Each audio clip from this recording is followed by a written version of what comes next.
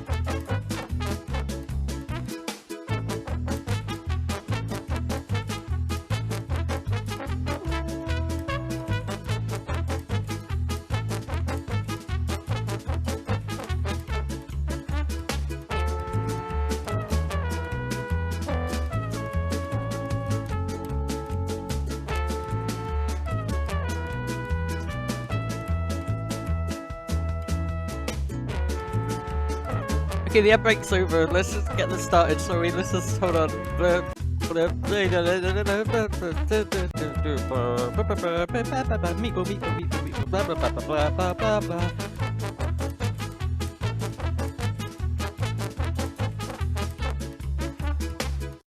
Hello. Welcome to Online Times. It's me from Online. No Fiona today. Fiona couldn't make it. Fiona, for those that don't know, is away at her summer job, where she works away from home for about 8 to 10 weeks out of the year.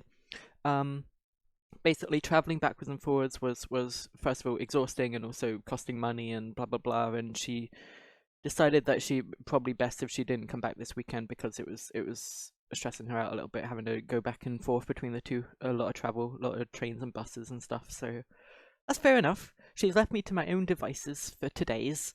So I will be playing a nice little single-player story game where we just go through a nice relaxing times and have a time. Yeah, that was descriptive. I hope you enjoy it. It's probably going to be a bit of a different feel to other games. Not going to be quite as hectic or off the wall. But it'll be nice, I hope. I've not spoiled myself on anything about the story, and apparently, hopefully, it can fit into a nice self-contained 3-hour period.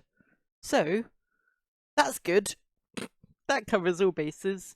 Fiona sends her love and apologizes that she couldn't be here, but she's only working there for, I think, about 2 more weeks, and then everything will go back to normals. And we've got lots of stuff planned, lots of multiplayer stuff planned to do when she's back. It's just going to be a bit awkward for the next couple of weeks, that's all. Hello there, fella. Anyway, without any further ado, push pineapple, shake a tree, hold on, I'm stalling because I'm trying to figure out how to turn this off. Okay, I've done this before. There we go, that's us. Right, so, I guess we'll just get right into it, I suppose. No point dilly-dallying. I've got no one to bounce off of. I've got no partner next to me to be cute with. It feels weird. I do, however, have an adorable sleeping little kitty cat who is all cuddled up right next to me, and she's all cute and adorable, and she's asleep. She has no idea what's going on, but she's there for those that want to spam your Sonia cat emotes. She's there. She's watching. Well, she's not watching. She's fast asleep. I'm not gonna lie. She doesn't care. Anyway, just loading up the game, and hopefully it'll be on your screens direct to your eye holes in approximately 34 seconds.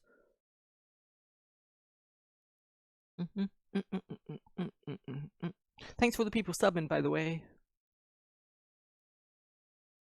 I'm trying to count 34 seconds in my head. I was trying to do that really accurate, but never mind. Okay. There it is. Okay, we're good. Load. On screen. Main screen, turn on. On. Ooh! Hello? This is What Remains of Edith Finch.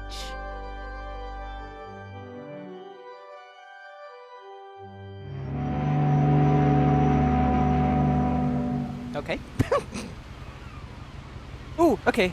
I guess I'm using the controller for this. That's fine. That's a bit wonky.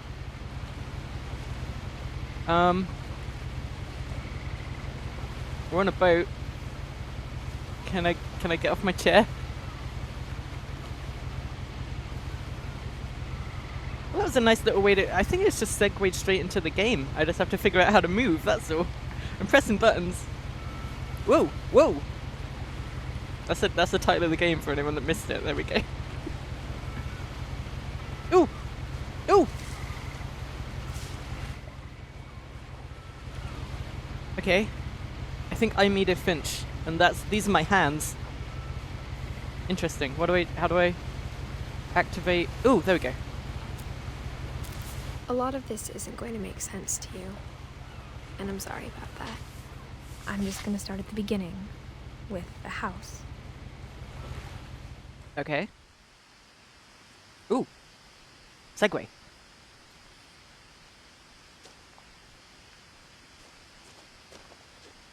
Okay, so this game's kind of narrated for us. It's a little bit of a walking sim, not that that's a bad thing. Gone Home was freaking amazing. And I'm guessing that's the house that she's talking about. I lived here until I was 11, but I wasn't allowed inside half the rooms. I like the feel so far. Ooh, an interactive bubble.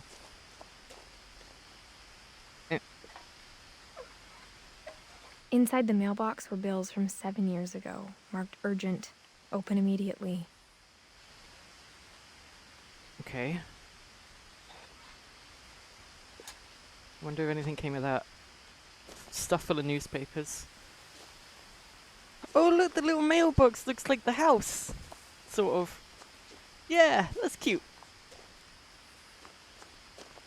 I hadn't been back since my brother Lewis's funeral. Okay. I'm guessing I'm allowed in here.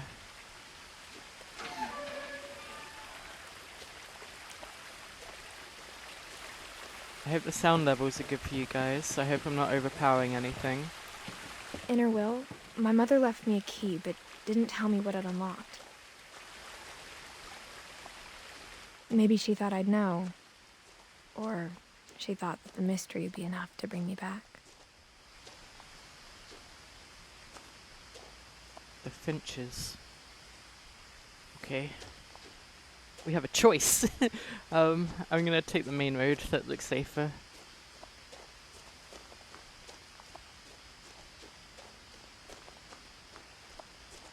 I'm a bit lost at the moment. Not quite sure what's going on, but we'll figure it out. Stop right there, criminal I've scum! been this way in a long time, but I saw a few hoof prints. Okay, that might ruin the stream if I keep those on, actually. That I want to be in the zone for this. I want to hear what they're saying as well. So I might turn those noises off. Hello?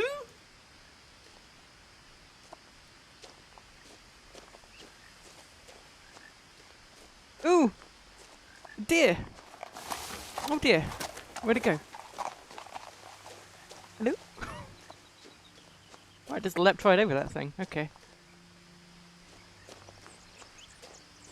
The truth is, even after I inherited the house, I never thought I'd come back to it. I've inherited the house. But now I had questions about my family that only the house knew the answers to. Ooh, okay. Mysteries.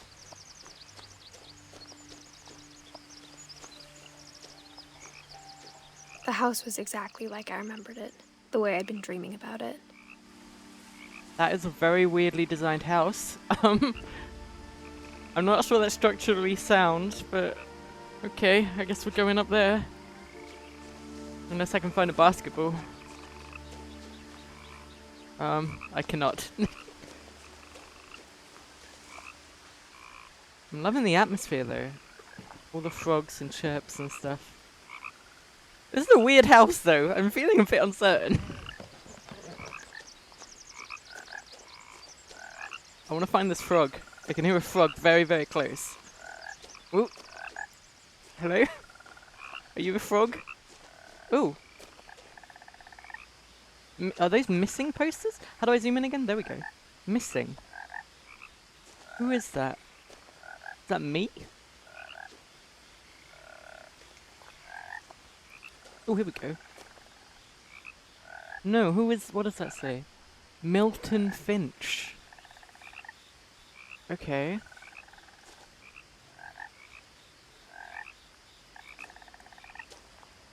What the heck's that thing?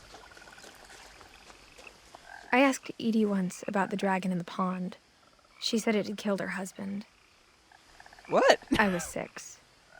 It seemed like an odd joke to me, even then. Maybe it wasn't a joke. That's... Did it, like, fall off the house? Was it, like, the very tippy top and it just crushed somebody? That's... Okay. This is weird.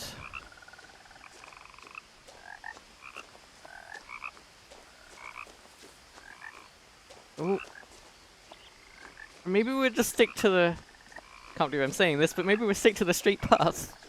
As a child, the house made me uncomfortable in a way I couldn't put into words. Yeah, it's making me uncomfortable now. It doesn't look right. It looks like it could all fall over at any minute. Very old.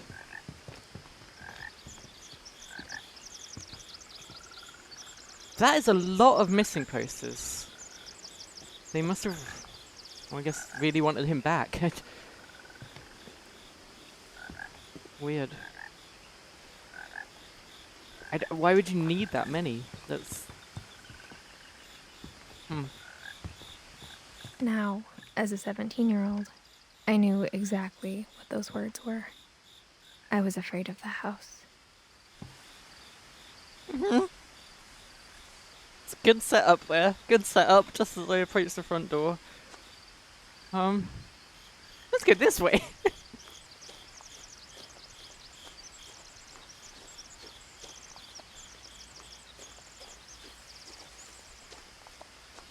Hello? Ooh, wind chimes. Do I hear wind chimes?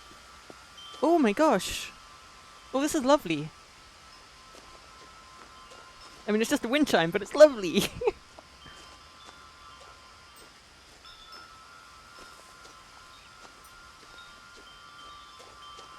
Can I go in? Can I go in the cat flap? Ooh! Oh my gosh, I can. Okay, I shouldn't have done that. Crawling through the doggy door used to be a lot easier when I was 11. Yeah. Okay, sure. Ooh, yeah. The power had been turned off the night we left. Alright, well that makes sense. I'm not sure what I was expecting there.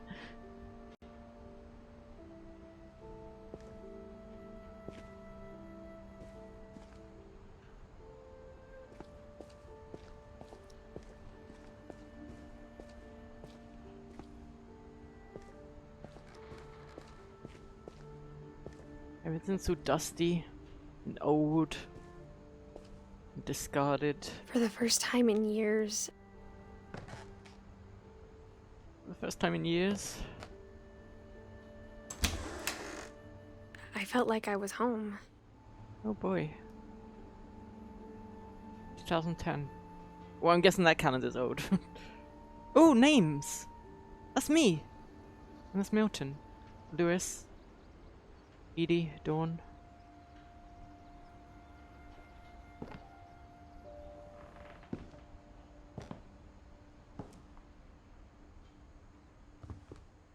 Oh boy. Dishes. But instead of oh. a family, there were just memories of one.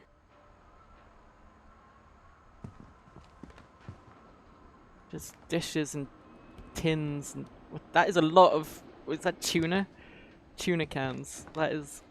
Oh, what's that? Like a train or something.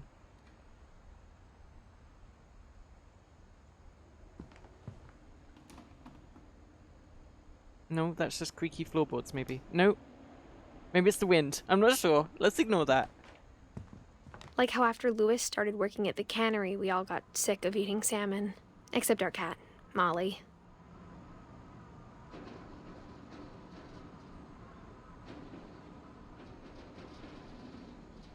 No, that sounds more deliberate, that noise. Like machinery or something. Oh my gosh, that's a lot of photos. And a lot of cans still. Wow. This looks interesting. The table was still a wreck from the night we left. It was like a bomb had gone off, killing everyone but sparing the furniture.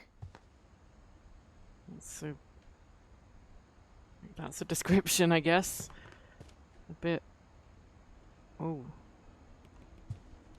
Oh, okay, that's wine. That's wine. That's not blood. That's wine. That's or possibly ketchup. Okay.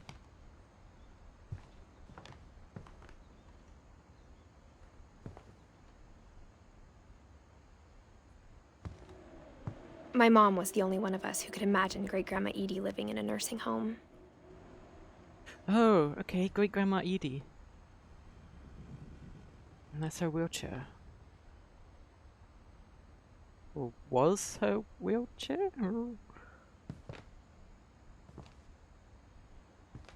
It's so weird because everything's just here. You got like TVs and you got like an iPod in the dock and stuff like that, and it's just all just abandoned. There was a car in the garage as well. It's just no one's here. It's kind of well, very weird.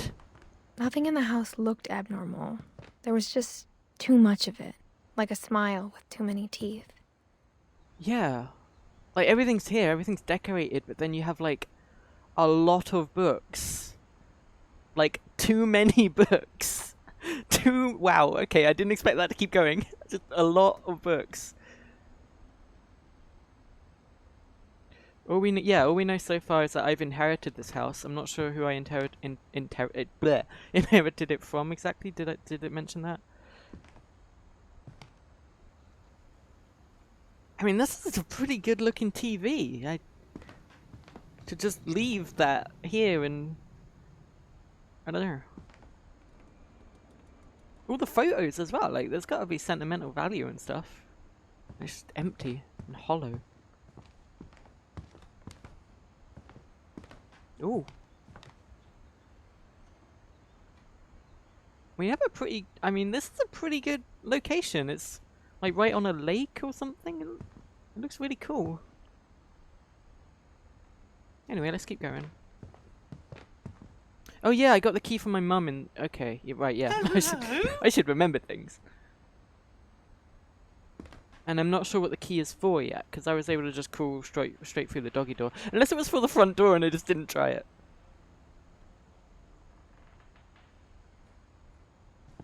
I'm hearing a lot of creaking noises.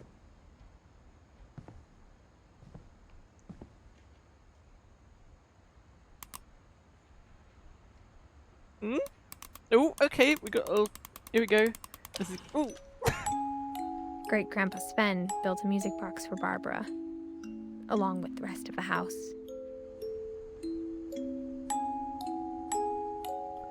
Okay. Sure. Ooh, key! Can I turn this off? Okay. Mom always told me to stay out of the basement, so I wasn't too surprised when the key didn't fit. Ah, okay, key's not for that. But there's a basement, apparently, that I can't get a good angle of. We'll find a way in there.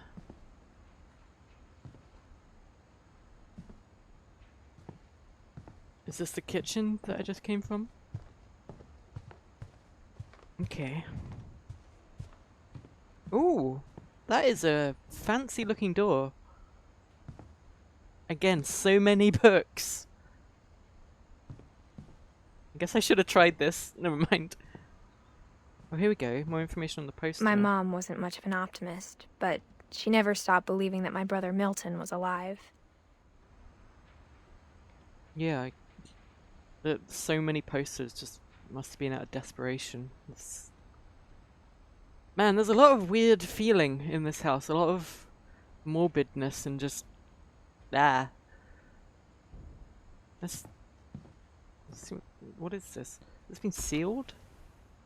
Edie told me once that every Finch who ever lived is buried somewhere in the library. I don't want to know that. Okay. They have a dedicated library room. Like, ignore all the other books you've seen. Those aren't important. They have even more inside this room that has been sealed. I don't think we're gonna get in there. Guess we're going upstairs now. I guess that's for Edie. After Milton disappeared, Mom sealed up all the bedrooms. Oh. Then Edie retaliated and drilled peepholes. Edie sounds cool. I guess that explains why all the doors are weird. Whoa! Okay, let's this one isn't sealed. No? I spent a lot of time playing in Great Uncle Walter's room. Don't know why I said I think hello. my mom sometimes regretted not sealing it up. Okay, I wonder why this one wasn't sealed. Great Uncle Walter.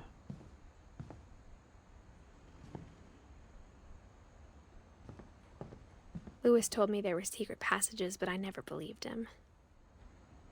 I guess we could try a key on this padlocked book.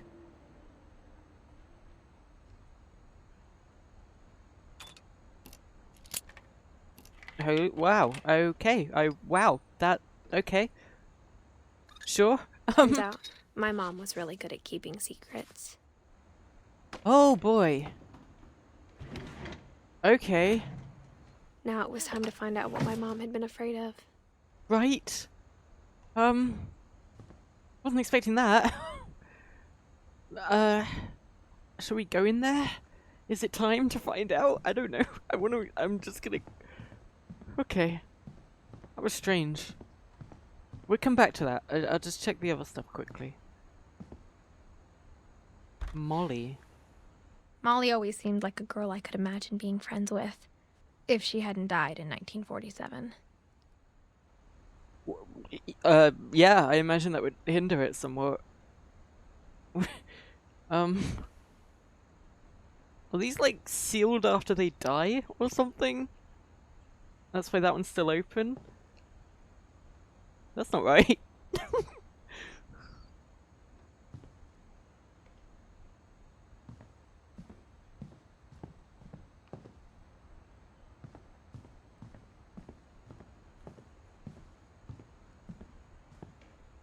Sven and Edie. Yeah. The last time I was in Edith Sr.'s room, I was 10 and she was painting my portrait. Huh. That seems like the most recent death as well. 2010. Same day as the same day. Same year as the calendar.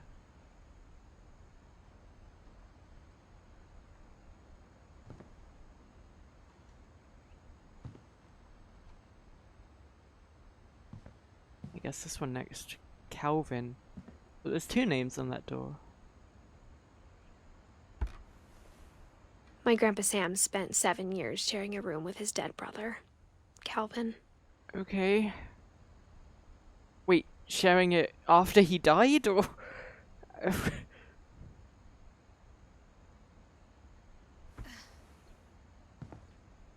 So is Sam not dead?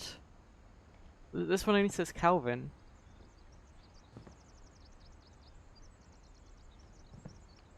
Gregory. Whoa, that's a As a kid, I just assumed every house had peepholes and sealed rooms you weren't allowed inside of.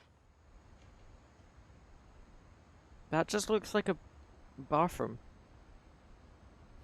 And that's just a year old.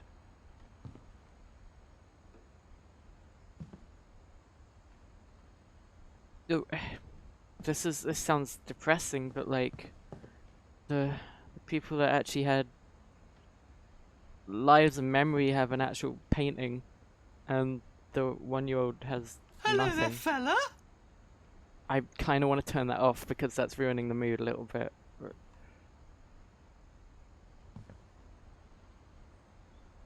Huh.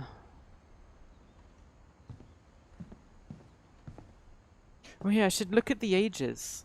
See if there's that one was the only one that I really noticed. I mean, that's still pretty young as well. 11.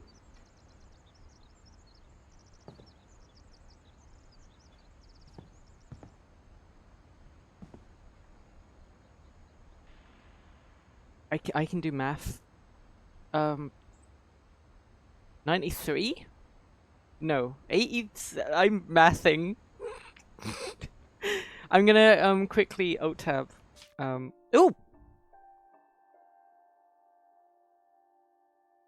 Okay. I'll come back to looking at that after I've turned off the noises quickly. I appreciate all of your subs and all of your donations and all things like that, but for the purpose of keeping this stream in the right mood, I'm gonna turn off all the comical stuff.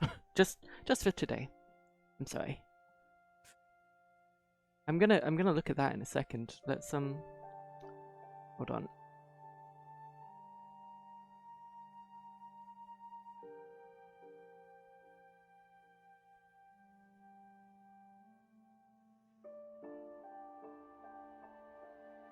Okay, I think I've disabled it. We'll see. Right.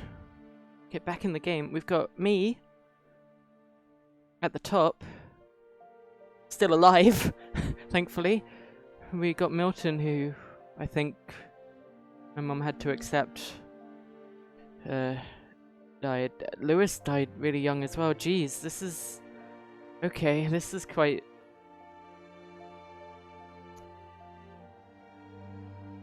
Gregory there. Hello there, fella. Okay, I thought I turned that off. Hold on.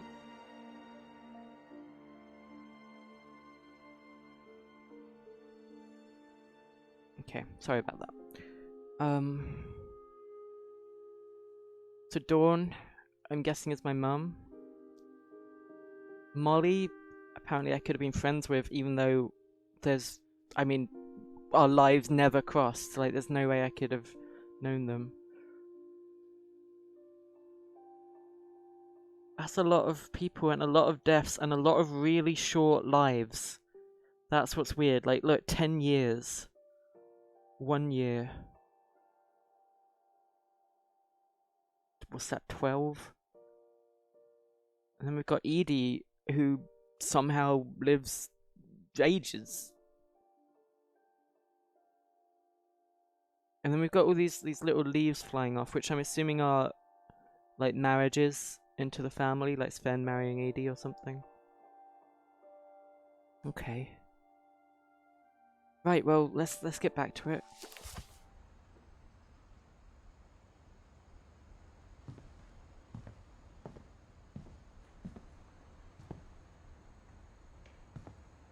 Oh, did I do this one? Ooh. Wires. Oh gosh, okay, there's more things. Barbara Finch. Hey. Someone in my family was a movie star. Whenever people ask me about my family, the first thing they always want to know about is Barbara. Yeah, it was 22, not 12 as well on Lewis. Sorry, I'm distracted by trying to turn off that alert box and being slightly angry at that. Sorry. Edie's father, Odin, built the original house. Okay, so Odin is well, yeah, Odin's right at the start of the tree down there. Who lived to the grand old age of 9, if I did my math right. That was a joke about my bad math. I know it wasn't 9. Yeah, so all these doors seem to be painted with what they did in their lives, or some aspect about them. Like Barbara's door is Hollywood, basically. Barbara was a child star for 2 years, until America grew out of it.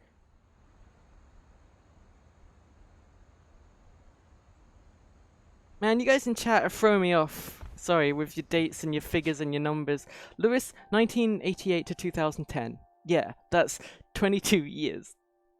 Shut up. And Barbara, okay, Barbara wasn't actually...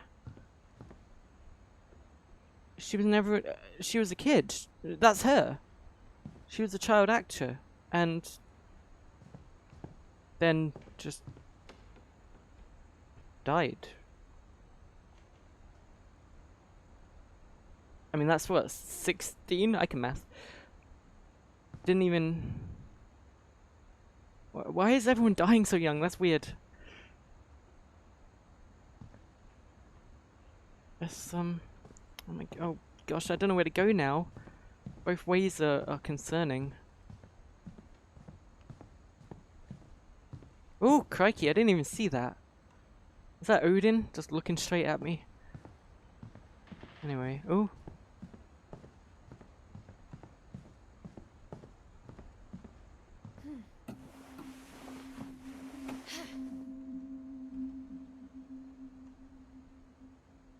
Where the heck am I? Who drew that? Wait, is that...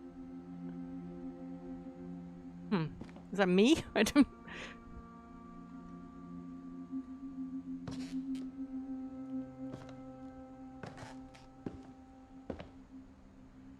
From the paintings on the wall, it was clear my brother Milton had been here before me. Oh. Did Milton draw a picture of me? I kind of want to take that if he did. Reading this, maybe it sounds like I had a plan.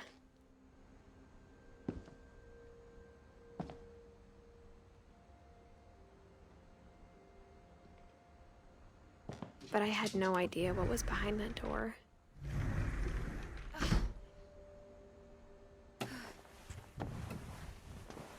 Just like I had no idea where all this was gonna lead. Is that Molly? Oh man. Am I inside her room now? Did I... I grew up looking at Molly's room through the peephole. That's so Being weird. inside for the first time, I felt like I'd stepped behind a painting. So I got to see, like... hold on. Molly. Someone that died before I was even born by, like, half a century. And I just see their room through a peephole. That's a weird thing. That's weird.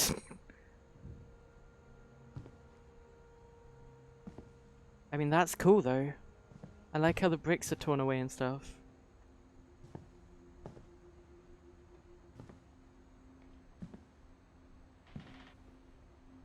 Well, whatever lived in there is gone.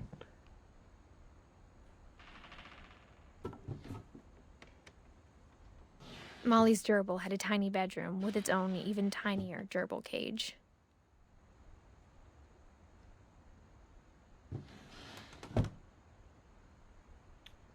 Okay.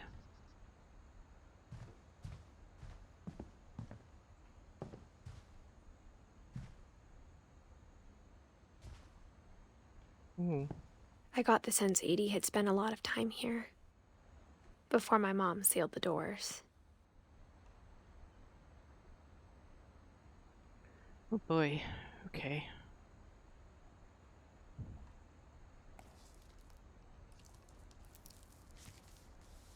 December 13th, 1947. Dear Diary, I'll be gone soon, but I wanted to tell somebody about what's gonna happen. It started when Mom sent me to bed without Oh, I'm not ready dinner. for this.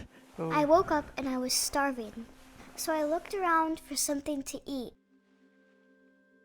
Okay. Did I eat gerbil food? The gerbil food was dry, but I didn't mind it. Okay, this got weird. Oh gosh. Did she eat the fish?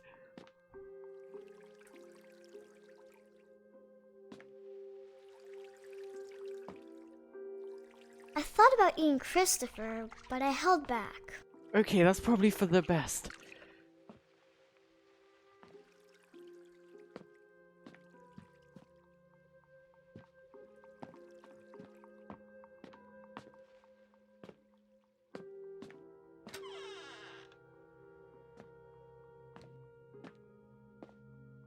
I kept eating and eating.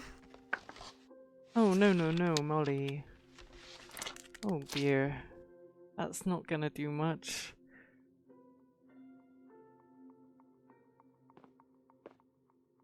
I ate a lot of things that night.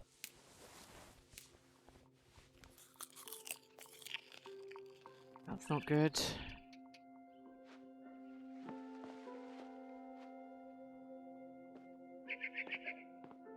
Then I heard chirping outside my window. It was a barn swallow going back to her nest. I reached out for her.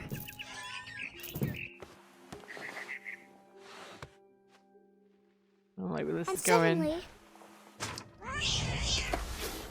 I was a cat. What? Okay, that was unexpected. Plot twist?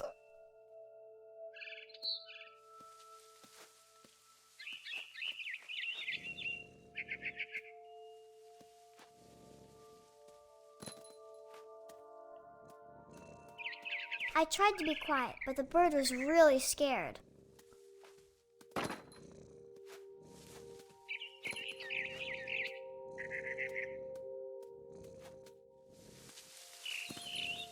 I feel like this is some kind of metaphor.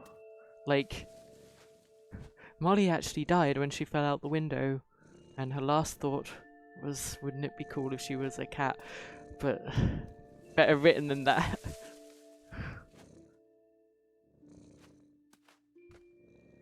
How do I get over to that now?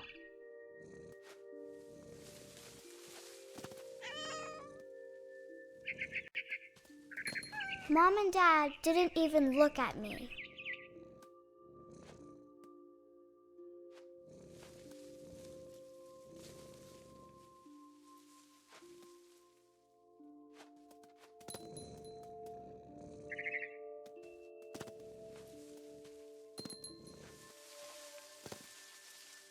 This is pretty cool cat simulator gameplay though. I'm gonna catch that bird. I will. I jumped and I almost got her.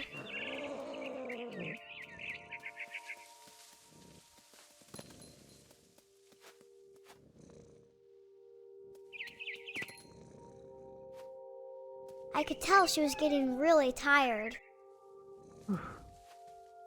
Come on. Now I was up in the big tree. I promised Dad I wouldn't climb it anymore. All I Oh, cared about was eating that mama bird. did she just like...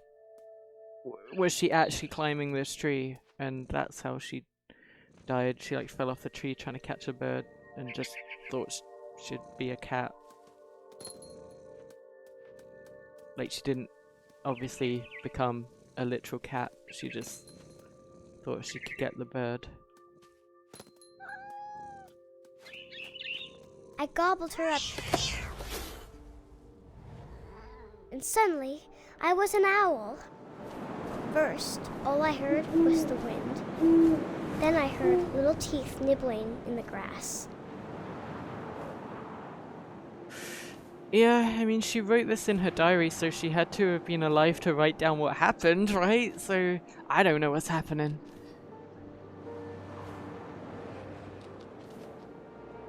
This is cool. Rabbits. Rabbits.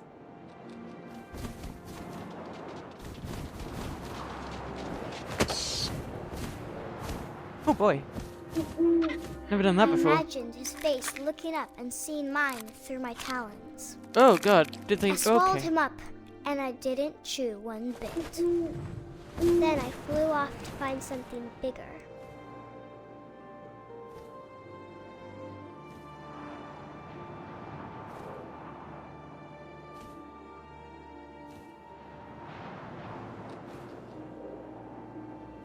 This was not what I A expected. mama rabbit.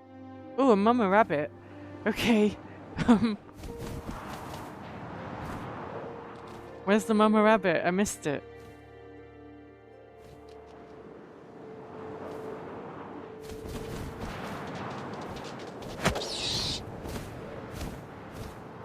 She was almost too big to carry. I started choking, but I couldn't stop eating. What? And suddenly, I was a shark. Oh, what?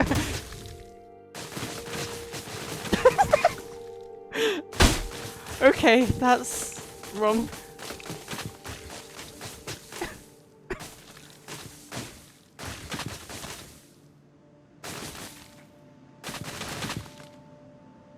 I'm actually controlling this. Trying to steer I the rolled off shark. the cliff and into the ocean. Now, I was hungrier than ever.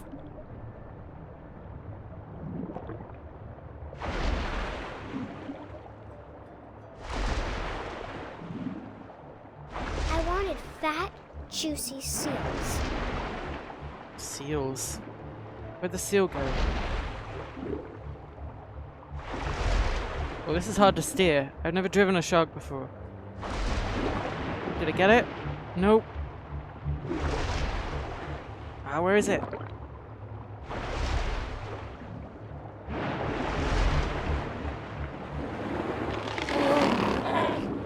I tore off her flipper, and it tasted really good. This is disturbing coming from this, like, young child's voice. Just...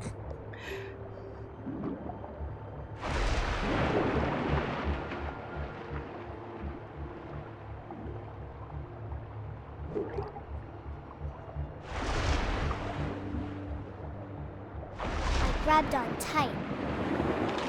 But I was so hungry, I jumped out of the water. When I opened my eyes, everything had changed.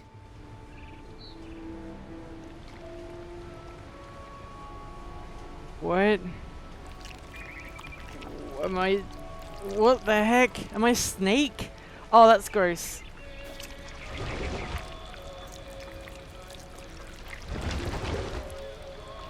Now I was a monster, and I smelled people everywhere. Oh, I'm just a weird tentacle beast.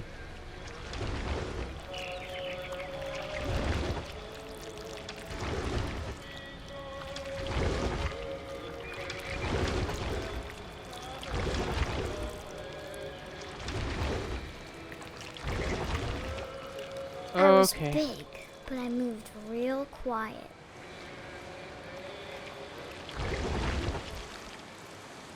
Here we go. Ah!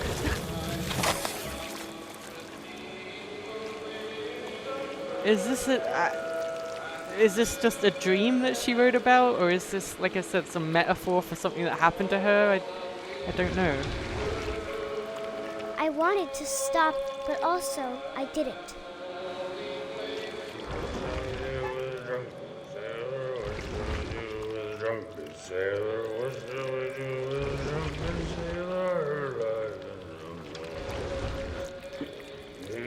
Belly with a rusty razor, his belly with a rusty razor, his belly with a rusty razor.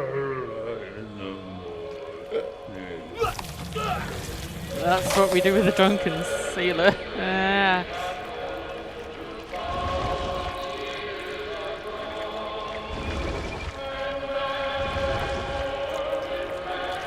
It's gonna weird.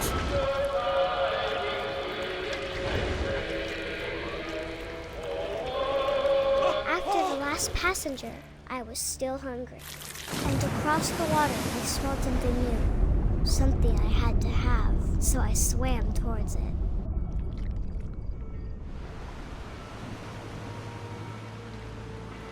Okay. I slithered onto the sand, and the good smell went into an old pipe.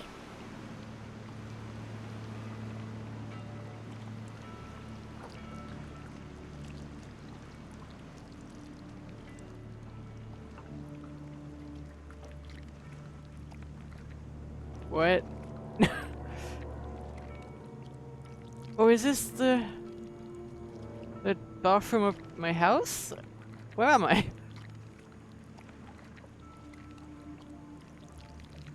I got closer and closer. I'm back in my room. Molly's room.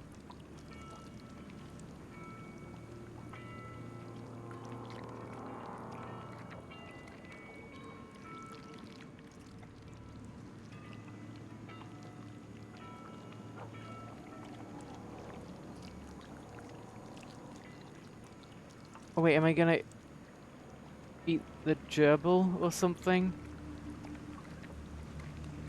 I'm not sure where to go exactly. Oh, there we go. All my stomach started growling. Ooh.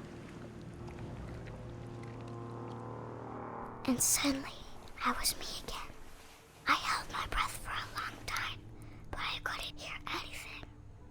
I think it's waiting for me to fall asleep. But it's not going to wait much longer. It needs to feed, and we both know I will be delicious. Okay.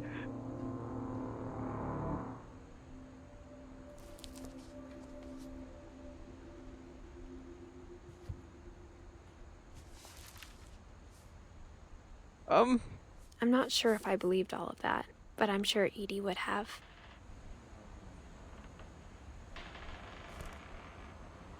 So it's like a monster under a bed that she was scared of, but also she was the monster. And also I think she might have eaten some poison berries in the bathroom, and then she just... In fact, maybe it's that simple. She just wanted to eat something because she'd been sent to her bedroom without food, and then she ate poisonous berries and just died. I can't describe it, but I felt like some part of Molly was still here. And yeah, there's an octopus on her bed.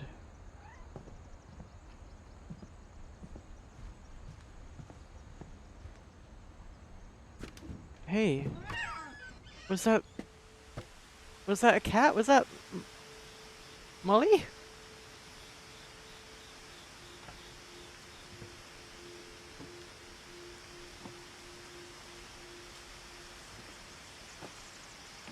This will be obvious later, but my mom never told me any of these stories.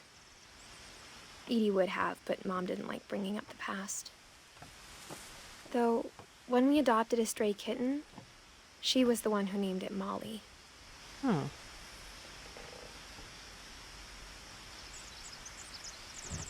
Apparently it was a stuffed jellyfish, not an octopus. That's probably more apt. I spent a lot of time in Great-Grandma Edie's room. Oh boy. What Are these birds? A framed photo of all the dead birds? Okay. Ooh.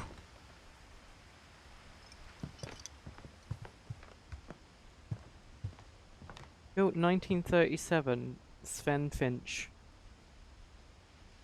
Edie won't go. 72-year-old woman refuses to evacuate because of the Little Forest Fire. One summer, they evacuated the island, but Edie refused to go. For a few weeks, she was a celebrity.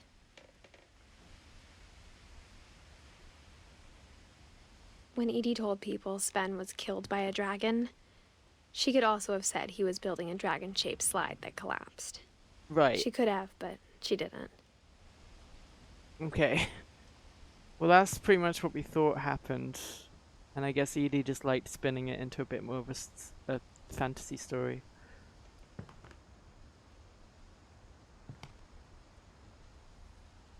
That's Sven. Even in her 90s, sometimes Edie seemed a lot younger than my mother.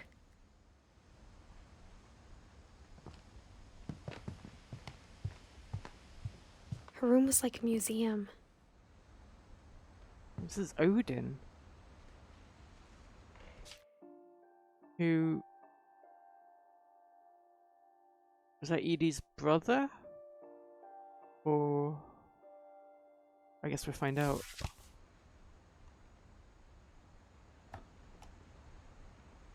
For 500 years, the Finches have been famous throughout Norway for their fortune. And misfortune. Father. Yeah, that makes more sense. Ooh, how do I move this? Ooh! Ooh! Odin Finch buries the latest victims of the family curse.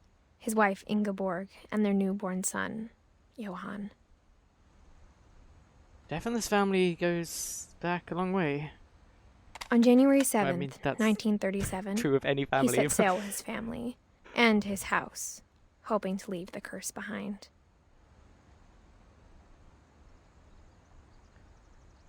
But this family in particular seems to have very tragic and quick lives.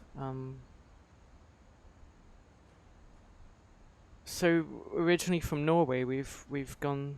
But 40-foot waves Ooh. off the coast of Washington send the house and Odin to the bottom of the sea. Right. Odin's daughter Edie, with husband Sven There we and go. baby Molly, step ashore on their new home, Orcas Island. Which is the island that we're on. Odin Finch is the first to be buried in the new family cemetery. His daughter Edie is already dreaming of a new Finch house.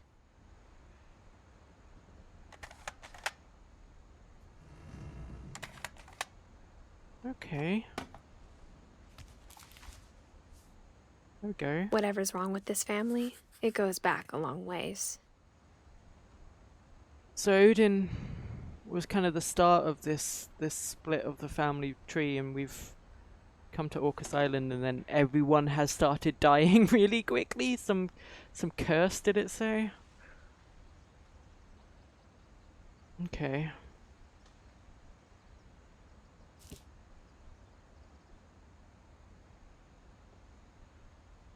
Well, that was Odin. The mysteries of death.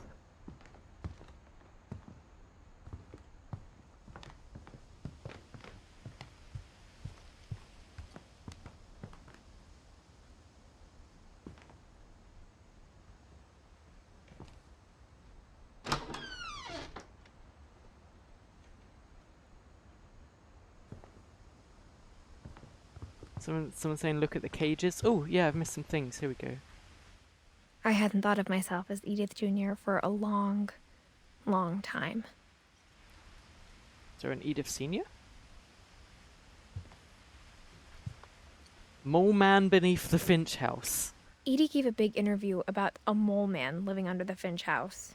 My mom was furious.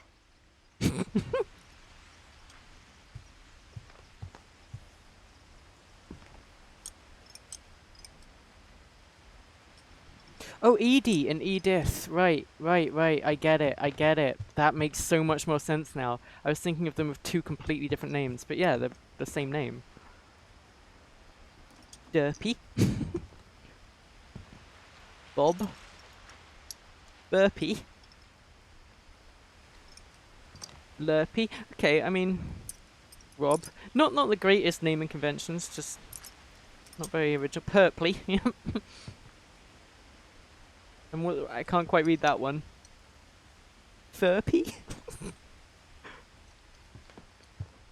Louis died a week before we left, but Edie had already started to memorialize him. Ooh. Edie knit me a new pair of gloves every year, just in time to replace the old ones.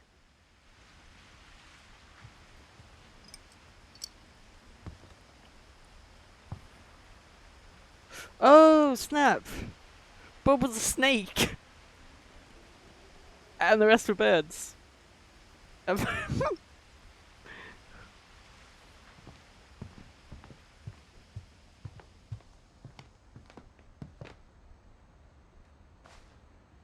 Ooh.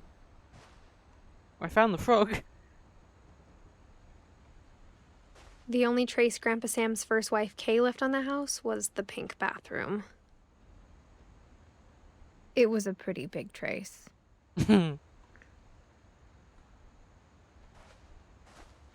Ooh, let's just open this as well. There's a secret in this bathroom by Sven and Edie Finch.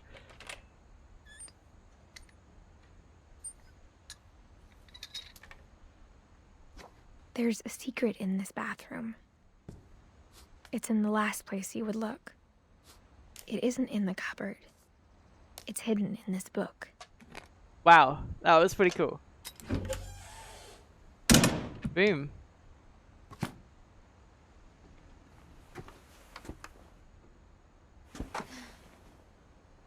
Calvin Finch. Wait, what does that date say? Oh, that is I thought it said 1554. Sven gave Sam an old camera he'd refurbished. He never put it down. Oh, this is like a darkroom. Yeah.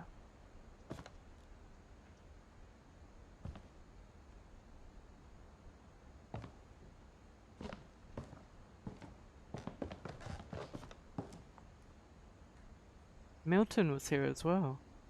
Maybe Milton never left the house. He just got like, oh god, maybe he just got stuck in the house. Like, where am I gonna find the body?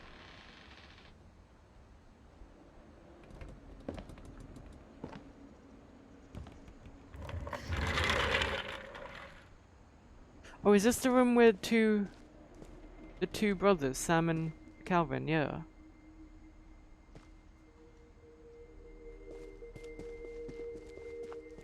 Oh no, I'm fine. There we go. Fort Sam. So this one was like roped off. I knew Grandpa Sam had a twin.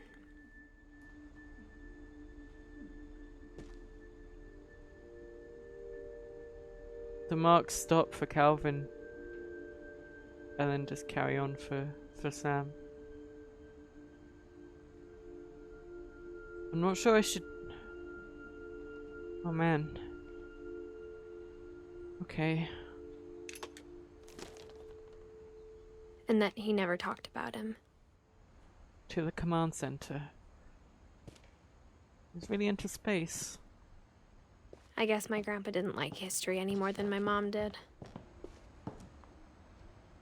Oh. Well, let's find out about Calvin, I guess. 11.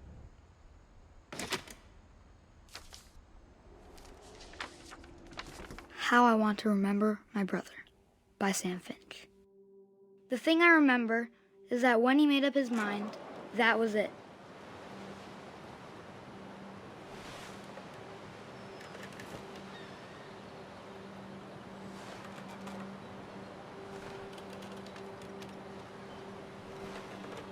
Swinging. My brother said he'd die before he ate another mushroom. And he did.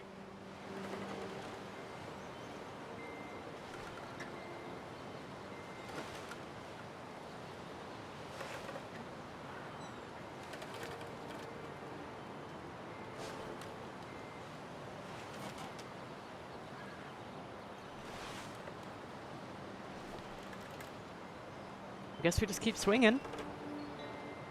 I can't seem to get off it. Ooh, there we go. At Barbara's funeral, we swore we'd never be afraid again. And he wasn't. Aha!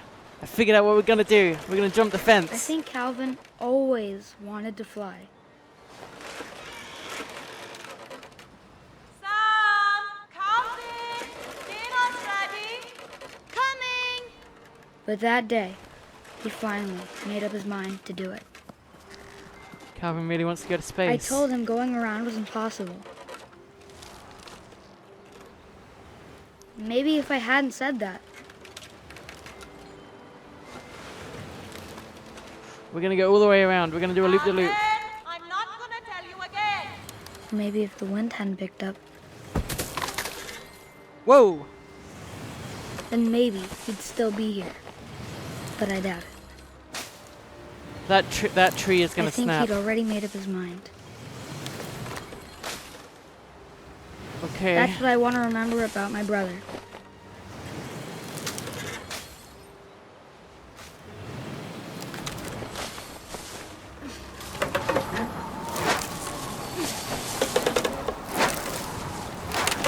The day he made up his mind to fly. And he did.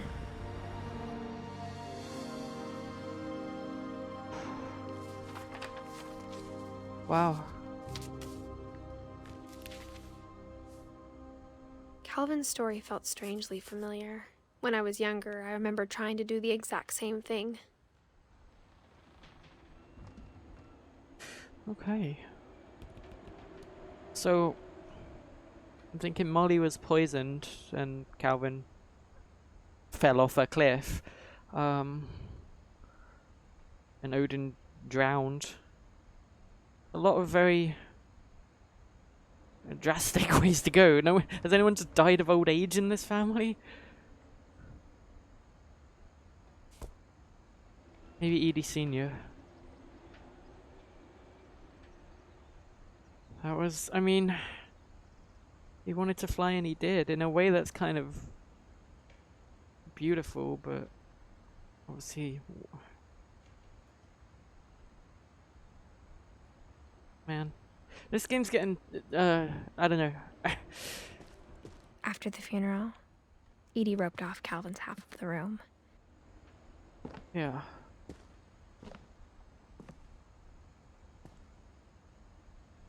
Mom said Grandpa Sam enlisted at 18 and never set foot in the room again. So Sam went off to the military, and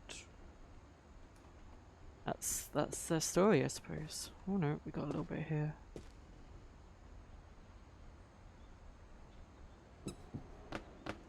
What? Okay.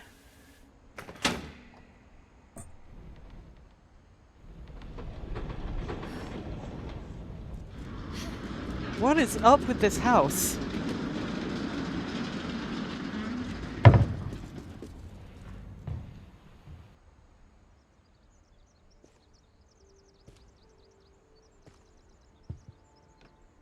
The passages were a pretty tight fit.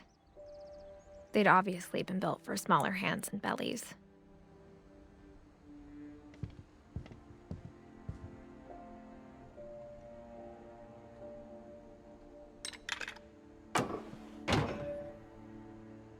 And here we're back out in the, I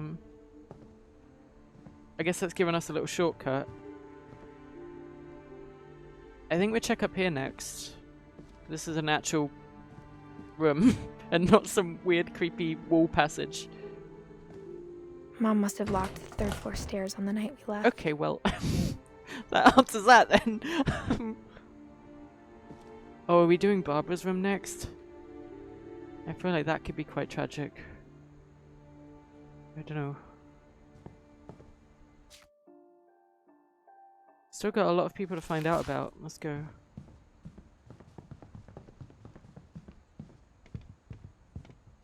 Another sign from Milton there. I mean, the whole room is just about the movie she was in. Growing up, I always thought of Barbara as a child star.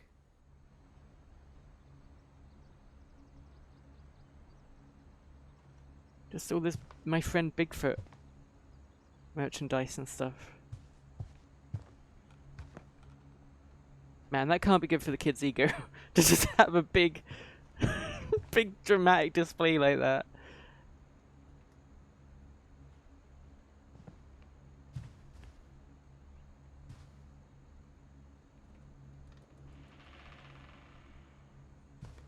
Oh, okay. Is that birthday pizza?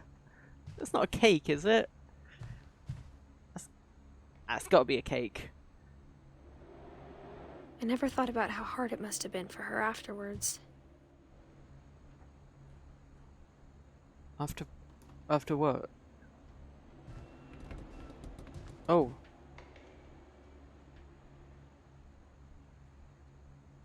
Apparently I missed something from Sam's room. Okay, we can go back to that.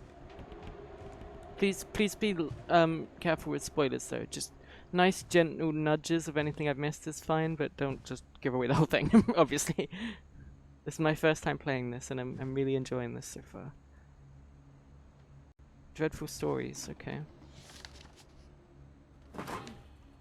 Of all the stories people wrote about Barbara's death, I'm surprised Edie saved this one.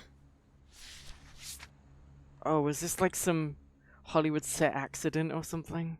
Old Jack here Oh, with God. another ghastly tale inspired by America's most unfortunate family. I'm calling it The Surprise Ending of Barbara Finch. Right. As a child star, Barbara was famous for her scream. Now at 16, she was all washed up. A has-been.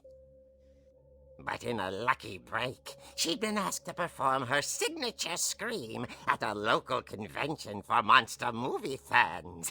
It was just the boost her career needed.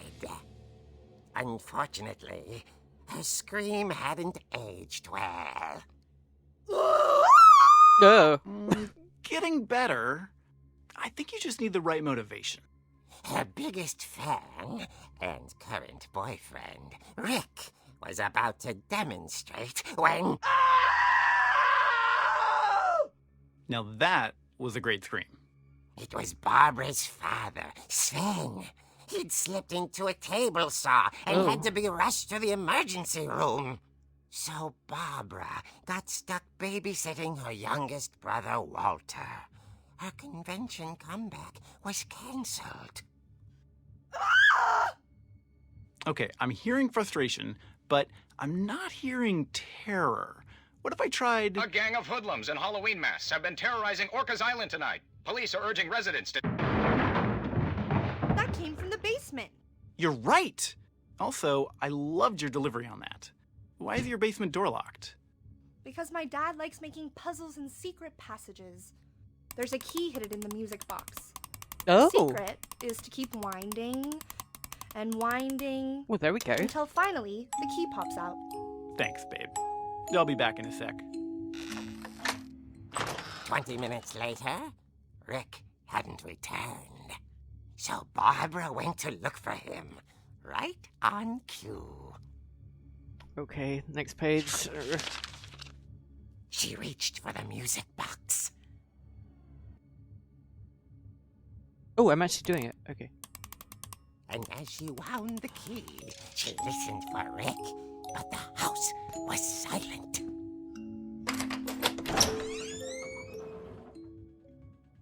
Oh, I'm actually like playing the comic panel. That's pretty cool.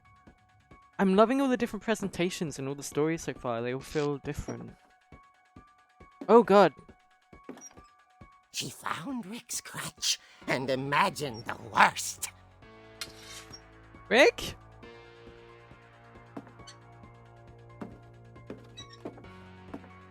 Oh dear.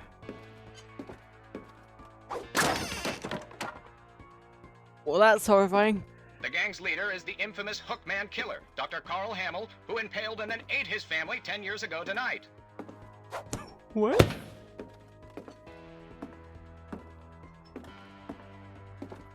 The old No, cage geez. rattled and grew still.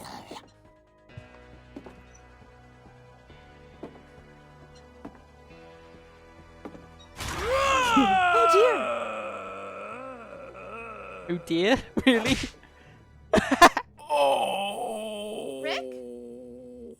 Barb, relax. I was just trying to scare you to help you find your scream. Well, I'm not scared, Rick. I'm furious. Then act furious. All I'm getting from you now is that you're hurt and confused and you... She threw him out, but she kept a little something to remember him by. Barb, have you seen my other crutch? And she was still holding it when she fell asleep watching the late picture show. Hours later... Barbara! Walter, what's going on up there? Ah! Okay, I'm coming up, but if this is a trick, you're dead, Walter. Okay. I'm still concerned about that radio station messages. How do I get up? I forgot where the stairs are. Okay.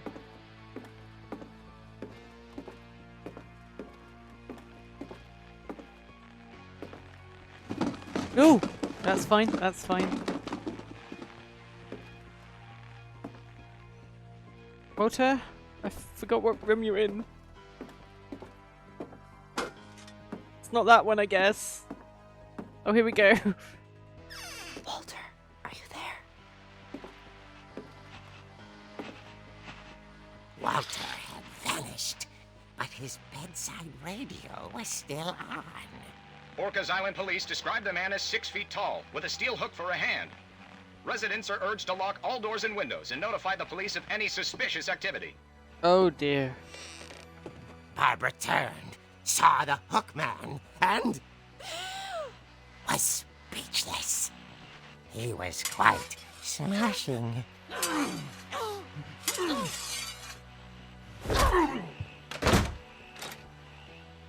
And whoever he was, he couldn't get enough of Barbara. Okay, Barbara, there's gotta be another way out of here. Where's Walter? Oh, the secret passage! Walter must have known about it. That night, she played her part beautifully.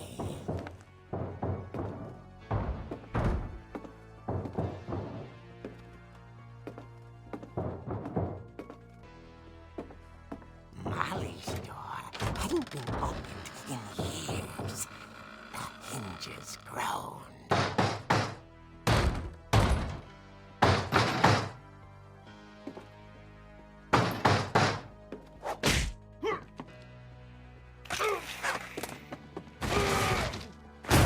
He wasn't moving, but she sensed the story might not be over yet. Okay. I guess I did that. Oh, wait, that's just Rick dressed up as the Hook Man.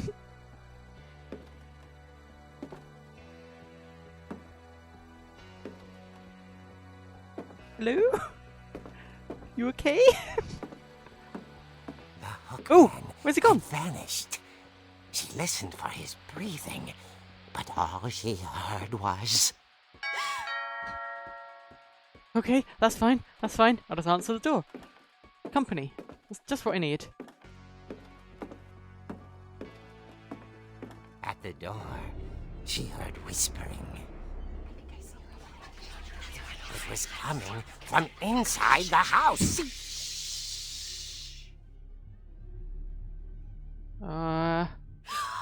Oh dear.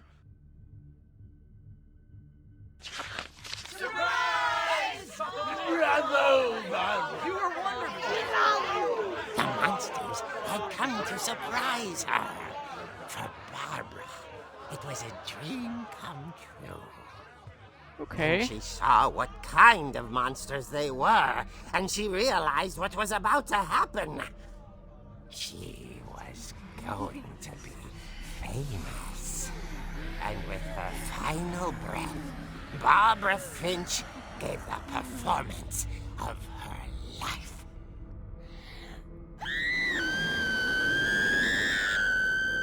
I wasn't there myself, but I hear Barbara was magnificent. Poor girl.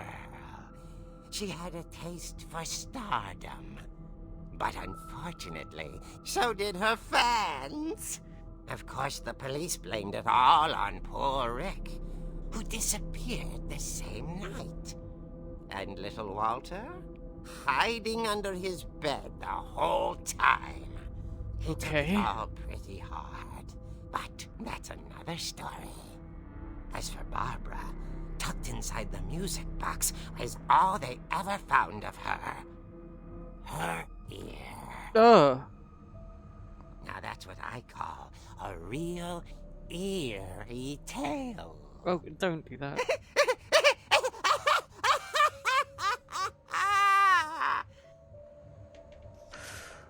Oh, okay. Well, that was that. Edie told me all Barbara wanted was to be remembered, as absurd as that comic was. Maybe what Edie saw was a happy ending. So again, I feel like these are all like embellished stories and like metaphors and stuff. Maybe like her fans wanted to meet her and they were, well, they were creepy, and that's how that ended. I feel like a lot of these stories are, you can figure out how they died, but the way they present it and the way they tell it is slightly too fantastical, if that makes sense.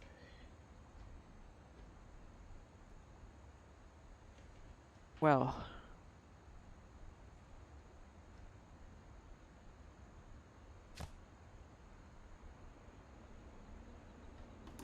I mean, or maybe this whole thing is just, you know, magic house with secret passages and kids that can turn into cats. Maybe it is all just played completely straight, but I don't know. I guess we'll find out, because we're gonna keep going. Nope.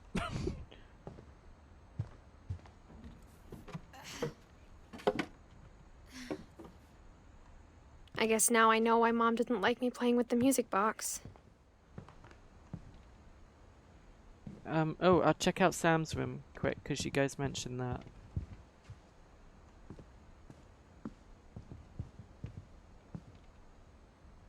If it will let me, there we go. Try and find the ear? I'm not doing that.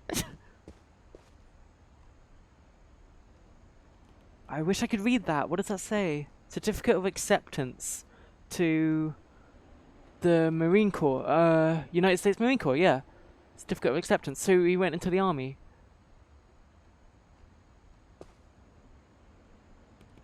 Oh yeah, I just noticed the whole thing is about like planes and the American flag and stuff. It's all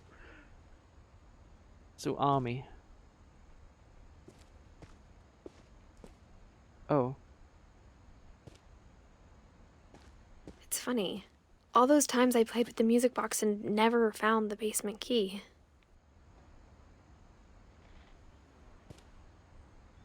I think it's very much hinting that I should go to the basement now, but there we go. I couldn't see anything else to interact with there, so let's go.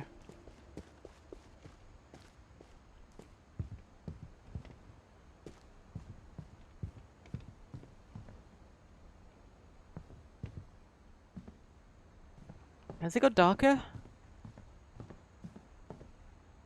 I like it's got darker. I was expecting a guy with a hook hand at the bottom there.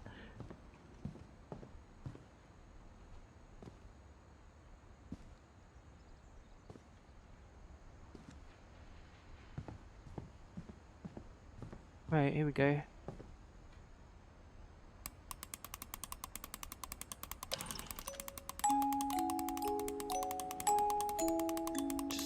There we go.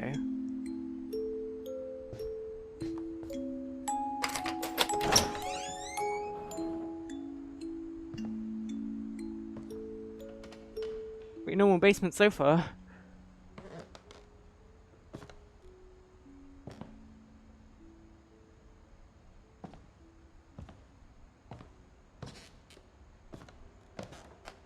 It's just like that comic book I read. There's a pool table and everything.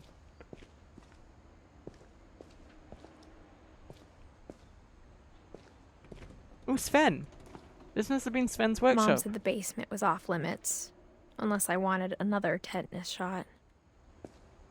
Sven was the one that was building all these passages and... Yeah.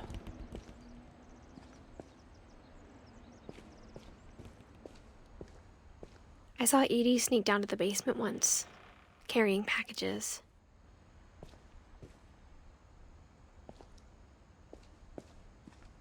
Oh, there's the I fridge. thought maybe she was hiding presents. Rick? Nope. Okay. It turned out she was hiding a lot more than that. What the heck?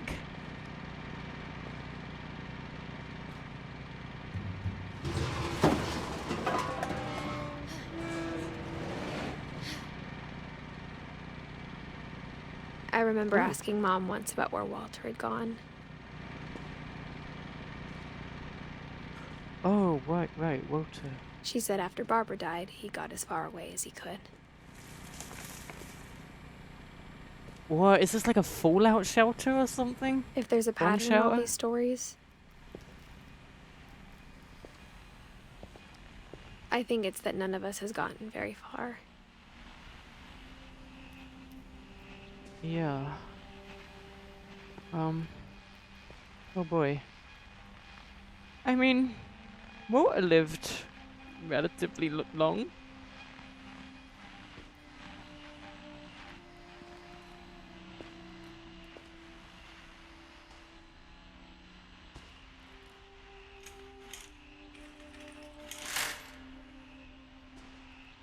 A fake window.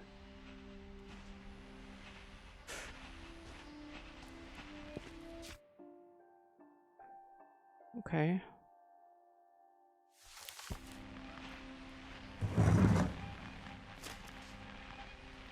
Goodbye, everyone.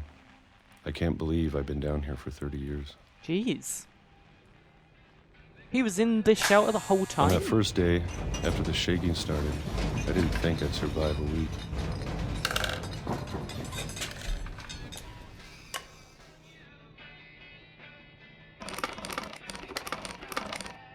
Oh. But after a few days, I settled into a routine.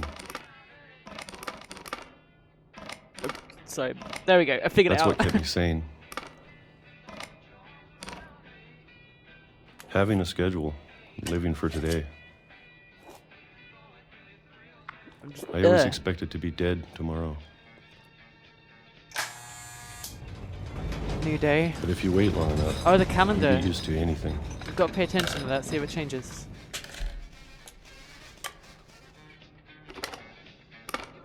Even a monster on the other side of the door starts to feel normal. Almost friendly.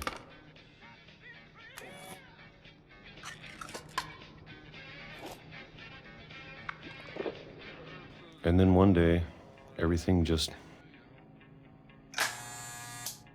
Well, stopped. that calendar's definitely changed. Whatever that thing was, it was gone. I look at his arms Maybe you now. got tired of waiting. They're all old and covered in like Or liver maybe I spots. just got tired of being afraid.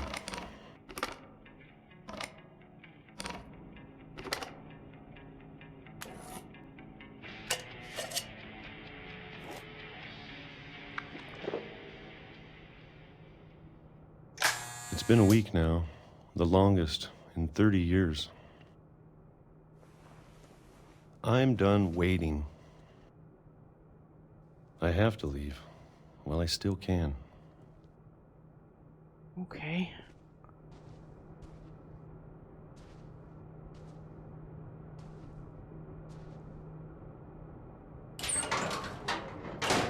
There's more?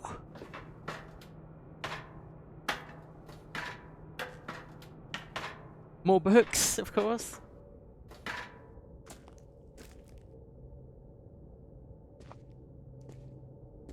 I know it's out there somewhere. I'm not really getting this story Whatever so killed far. Barbara. Oh, I see. I see, because he was the one that obviously was being babysat by Barbara, and it's maybe And Molly. affected him quite a lot.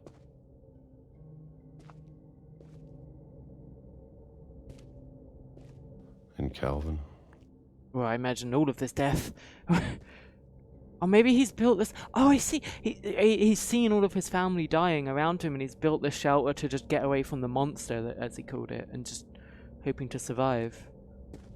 He's hiding from the curse. Yeah. Maybe this is all a mistake. But I need to stop living the same day, even if it kills me.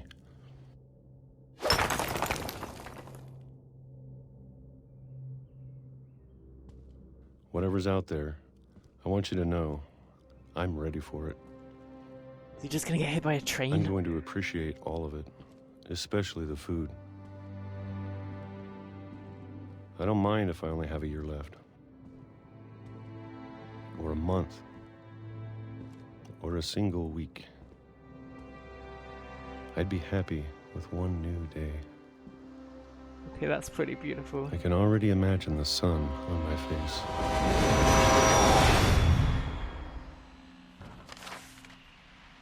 I could see that coming, but... Man. Walter died when I was 6. I can't believe my mom never told me he was down here. That was... Oh man, okay.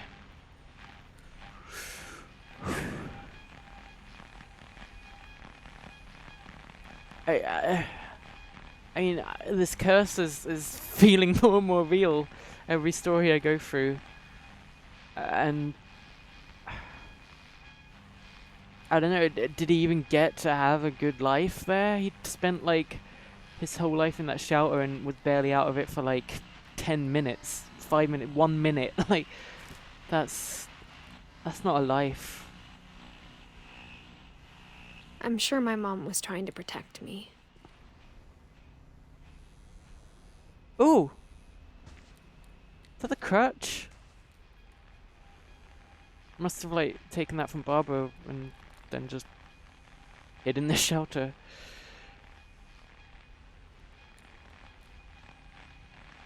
Okay.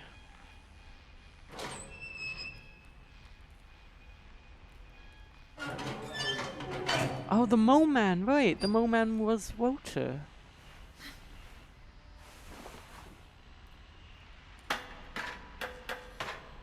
Yeah, like I said, all of Maybe Edie's... she was afraid I'd end up like Walter. All of Edie's stories are, like, very exaggerated and made fantasy and stuff, but they all have a very obvious base in what actually happened and the reality of the family and stuff.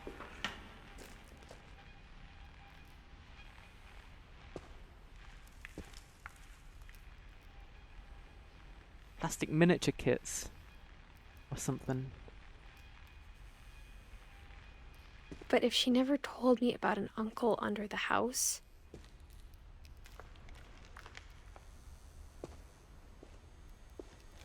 I can only imagine what else she was hiding.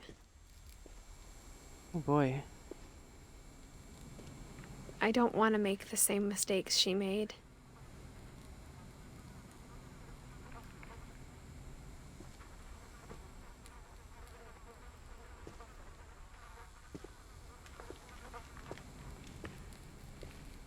I guess I'm going this way. Trying to bury something that's still alive.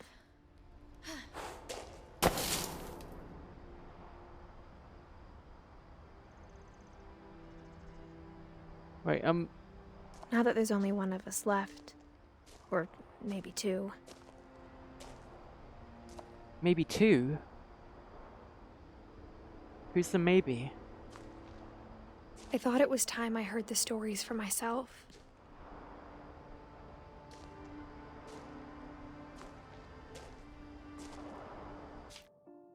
My brother Milton, maybe. Maybe he is still alive.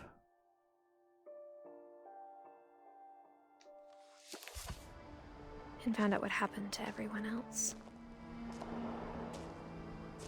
But now I'm worried the stories themselves might be the problem. Maybe we believed so much in a family curse, we made it real.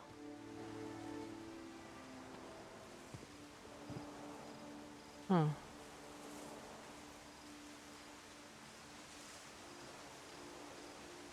So like if Walter had just lived his life and not been in the basement shelter, he died because he spent like 30 years in the bunker and got hit by a train, and obviously that wouldn't have happened if... Yeah.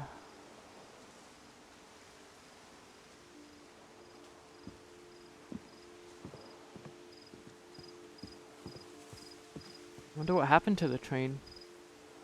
I guess it just time.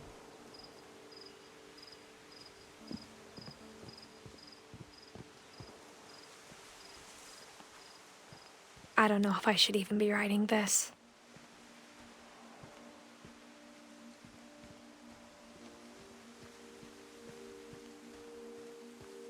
Maybe it'd be better if all this just died with me.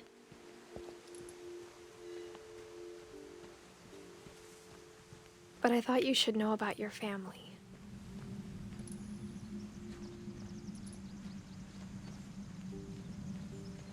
This And the is history you're a part of. this is me writing my journal here, addressed to someone.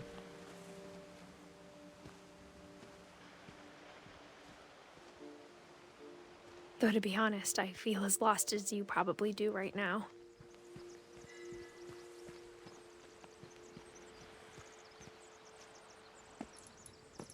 I think the people in these stories believed them, for what that's worth.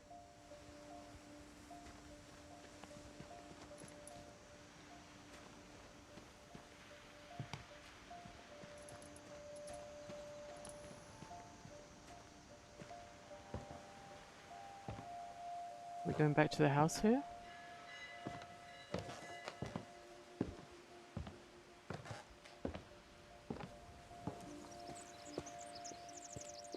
And when you look at the house, that history of imagination and stubbornness and madness, any of it seems possible.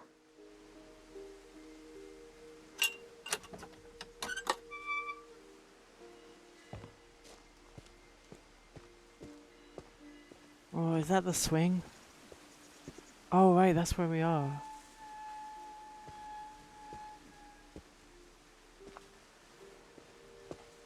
Where do I go? Where am I? I think we've been surrounded by death for so long, we've just gotten used to it. What kind of family finishes building a cemetery before starting the house? Oh, is this the cemetery? Okay. It's embarrassing for me to admit this, but the pet cemetery made me more uncomfortable than the human one.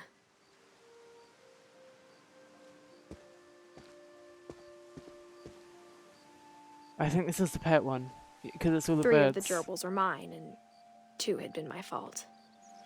Oh god.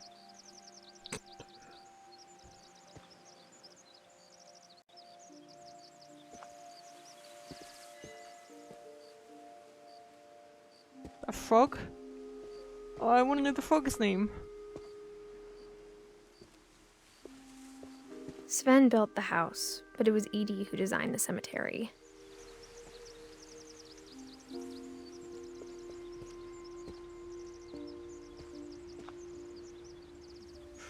Damn.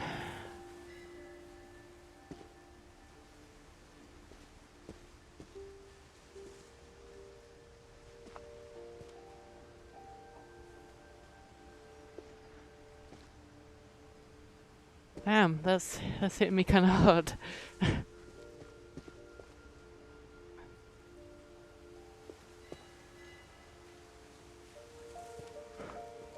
I'm sure Odin's monument had been Edie's idea. My mom was always trying to move on, but for Edie, the past never went away.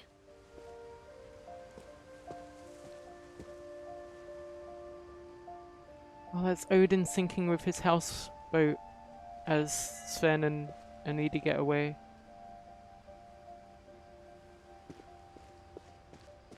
She could see it poking out of the water at low tide. Oh wow.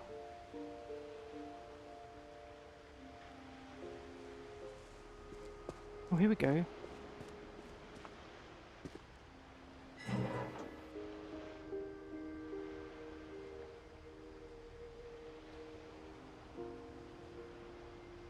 Edie said she dreamed about the old house every night. Wow.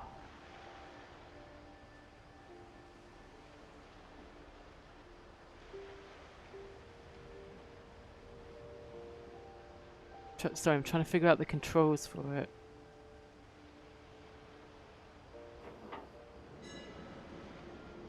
Is that it?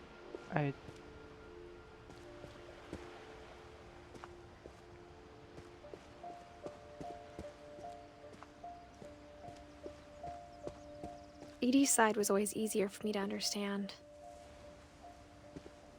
Edie's side?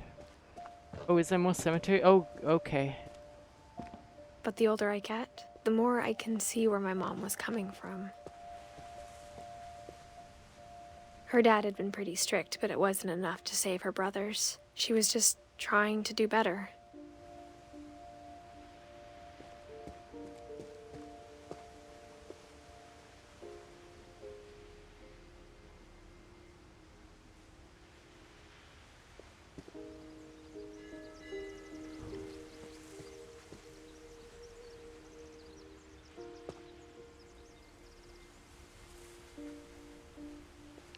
Who's Gus?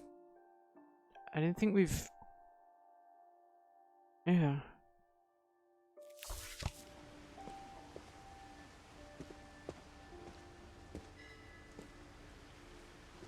Oh, there's more.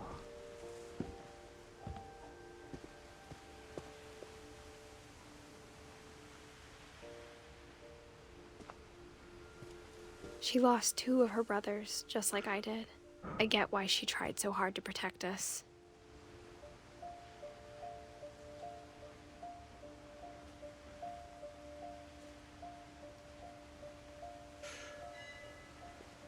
We never found Milton's body, so my mom insisted we were putting up a monument, not a tombstone.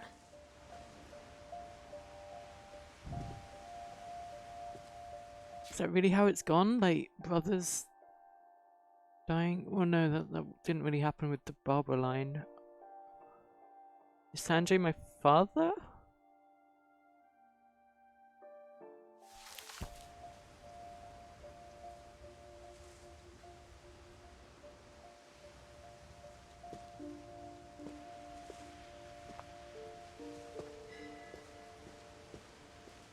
There's so many things I wish I could ask my mom now. Part of me thinks this is what she wanted all along. For me to come back someday and find everything out for myself. Oh, okay. I mean, in a way it's kind of good that my monument wasn't there and I'm not some creepy ghost.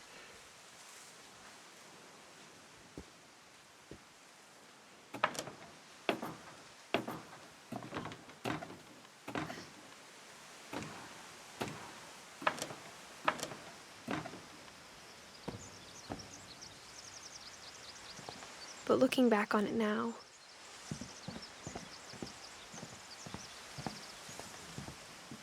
if she told me there was going to be so much climbing, I never would have come when I was 22 weeks pregnant. Oh, damn.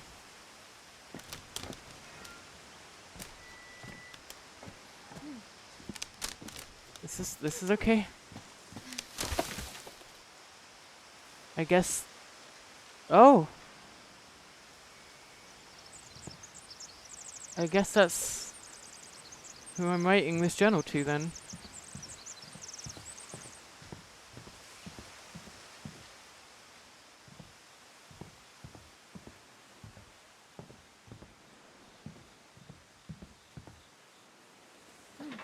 I never met Grandpa Sam, but I think he and my mom had a lot in common.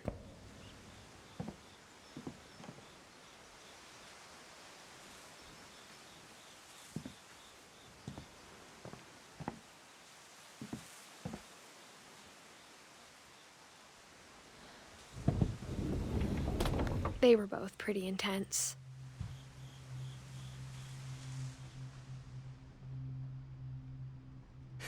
So yeah, like obviously I'm thinking a lot about the curse on my family and how death seems to follow the whole family, and I imagine Edith is thinking a lot about her immortality, and now that she's pregnant, there's obviously a lot of concerns with that, and bringing another life just to live with a curse, if there is such a thing.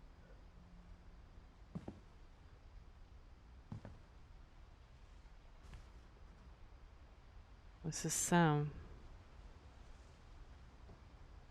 Let's look around the Sam room. spent his life shooting photos, but Mom said he got nervous being in front of the camera. I guess we're all afraid of something.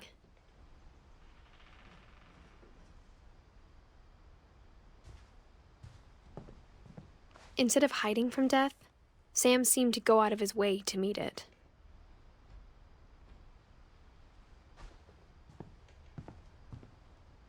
Like he's purposefully gone into war to try and challenge the curse, kind of thing.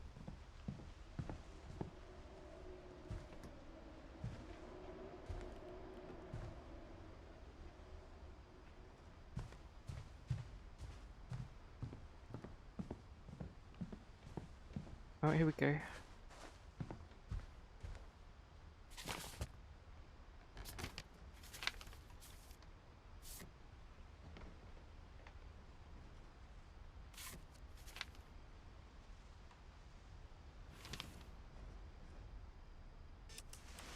Dawn, I promise, you'll never forget this weekend. Yes, sir. These memories are gonna last a lifetime. Mm-hmm.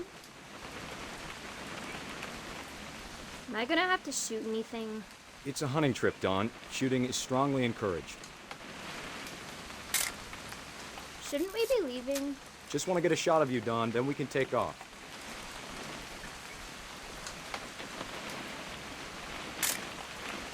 Not quite.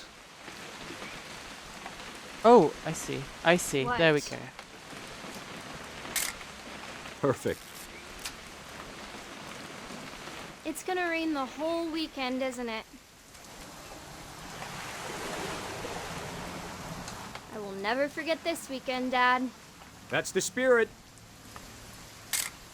Okay, got it. I'm gonna This take is- some this is pictures, pretty okay? cool. Just be careful. That camera's older than you are.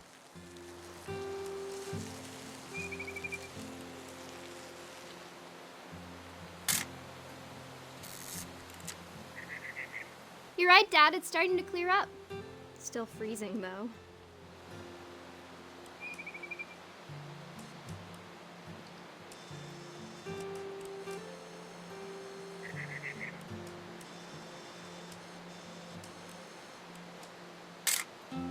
Aw.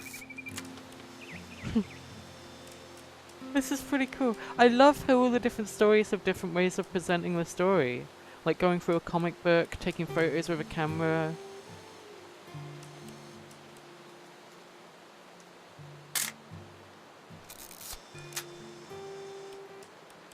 Where'd the bird go? I want to snap it again. Is it on any of the trees? Oh, there's birdies.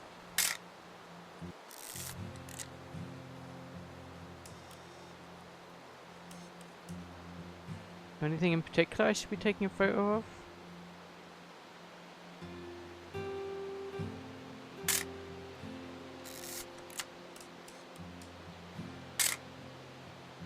Sorry about the flashes, guys. Kind of how cameras work.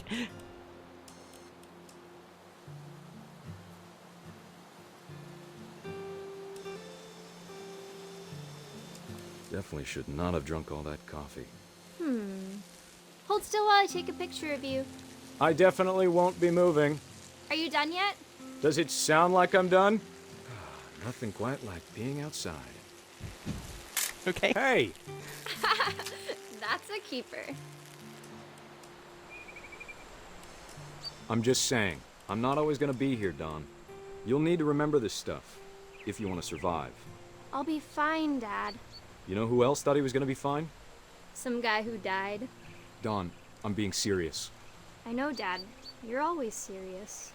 Doesn't being out here make you want to chill out? Well, to tell you the truth, I haven't been out here in 20 years.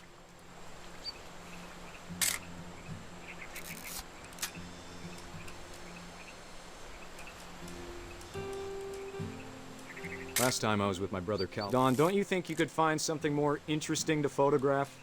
Sorry. Your grandpa Sven taught us how to fish, how to build a fire. We found an old logging trail. There were deer everywhere. I bet if I could remember where that trail was, we'd spot a buck for you in no time. Give me a minute to check the map.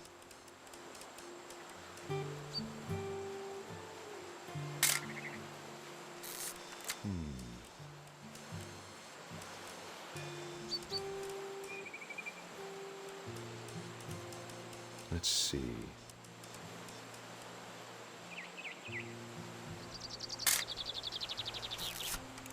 This is pretty cool. This is nice and relaxing, honestly, trying to take cool shots of things. Or was it? You don't need to waste any more film on me, kiddo.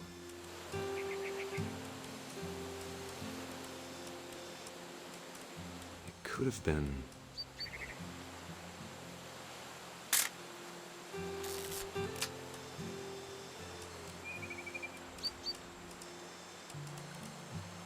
Aha! Dad! Ooh! Good eyes, Don. I got it! Oh, that Before was a you good take the shot. let me get a picture of you.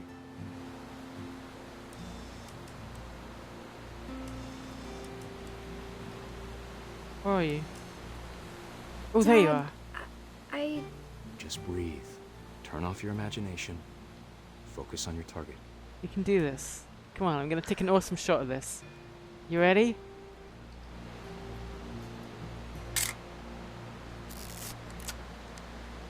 Let me get behind you. Do I have to do this? Don, you don't have to do anything. But if you want to survive, you'll need to be strong. Whoa, okay. Great shot, Don!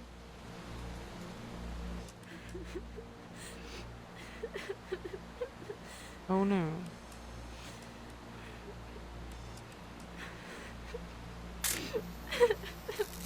I'm proud of you, Don. Always remember that, okay?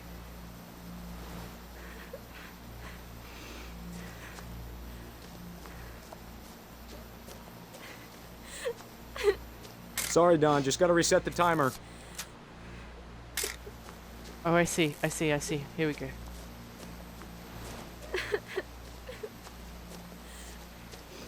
Dad, it's twitching. I think That's it's totally so... normal, Don. Just focus on the camera. Try not to think about... Dad! Whoa!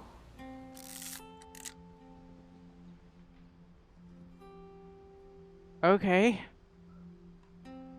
Well, that... Okay. Of all these stories, that's the one I wish most that my mom had told me.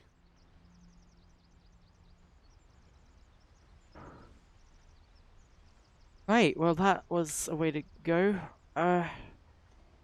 Crikey. So Sam had been in the Marines and gone through war and stuff, and in the end it was just a deer that got him.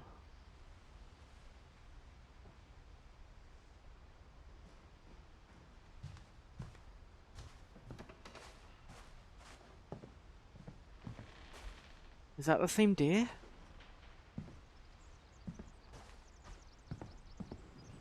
I want to find out more about Kay if I can, but it seems like the ones that are just leaves aren't as important as the ones actually in the family, if that makes sense. Although Sven seems pretty important, so I don't know.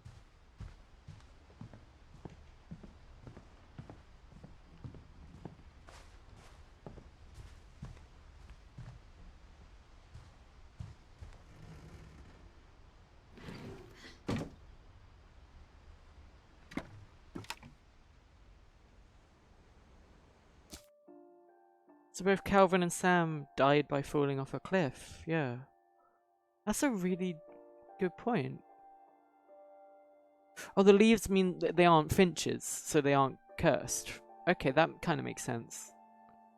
everything on the tree is a direct Finch line, and the leaves are what married into the family. Okay. Well, we've got about an hour left on the stream. I wonder if we'll get all these done. I'd hope to do this all in one self-contained story. That would be pretty good. Let's try and speed this up a little. Just After Sam died, my mom and Edie got really close. They'd both lost a lot. someone's saying you want me to go back and read a ticket. Okay, hold on. Fine. I said I'd speed this up, but instead we're gonna go backwards. That's fine. I don't want to miss anything if it's important.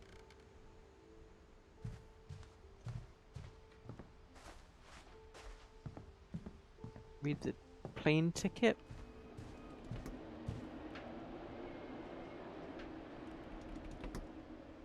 I can't see anything to interact with. But it looks like it was addressed to Kay, and she just... This was her box of stuff, so I guess she just flew away.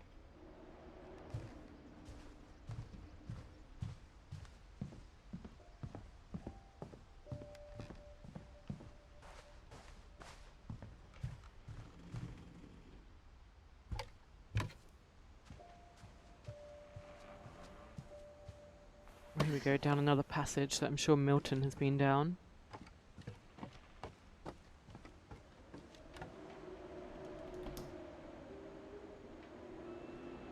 Finch control.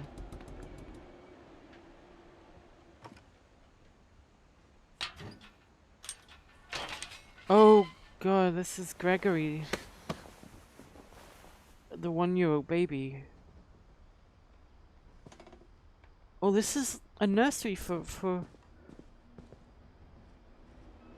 Gus, Dawn, and Gregory. Oh gosh. Okay. I guess we're doing this then.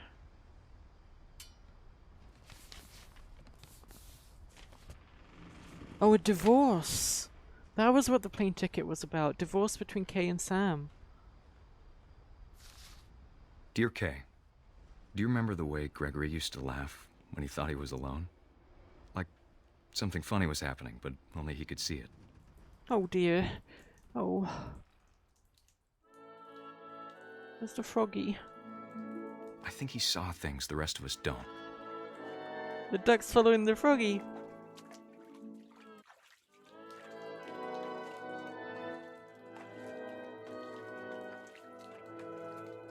Like I'm conducting a duck. Conducting. Yeah. Oh no, I'm the froggy!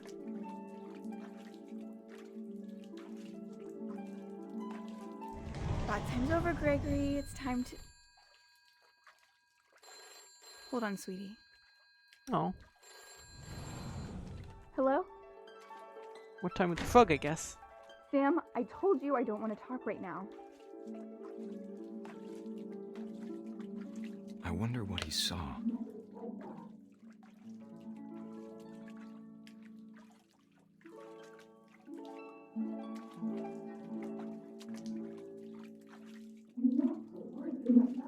Oh. That audio got a bit... He reminded me so much of Calvin. Lost in his imagination.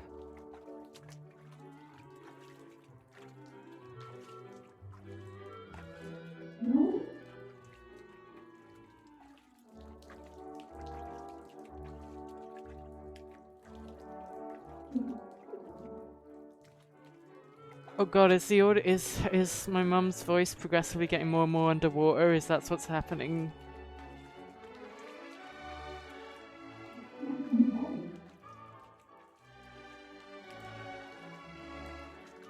Oh, I can dive! Whatever it was, he saw. Oh. This is too happy for what I feel like is about to happen.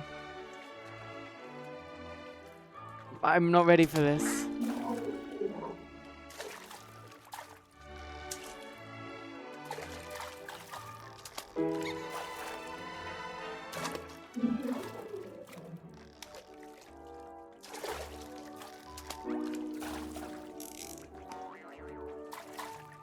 sure made him happy.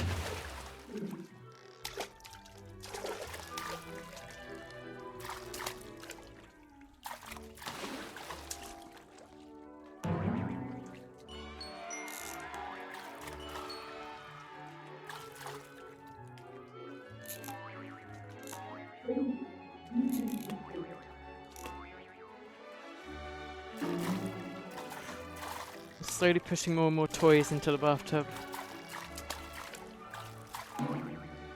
I know how silly it sounds. Oh. That I worried about a baby being too happy. But I could feel him slipping away.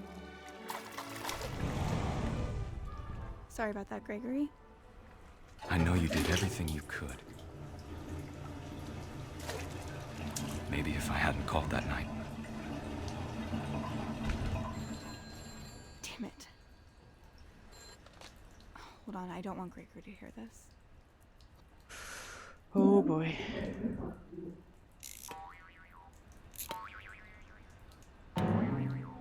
Oh no, no, no, no, no. I wish he could have told us about the world he saw. He's beautiful.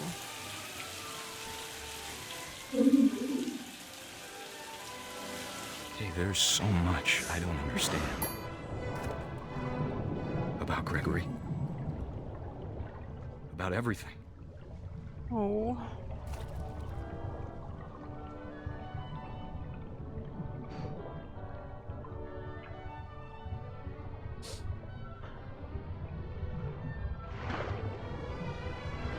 But I know what happened wasn't your fault.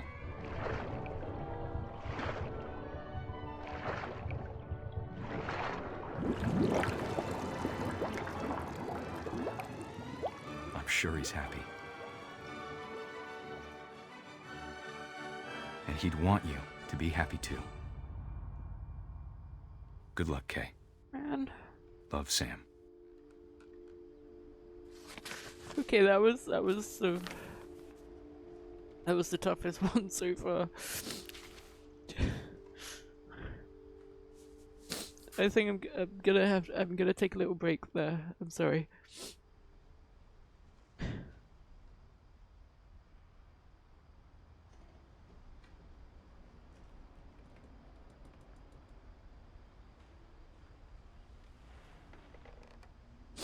Okay.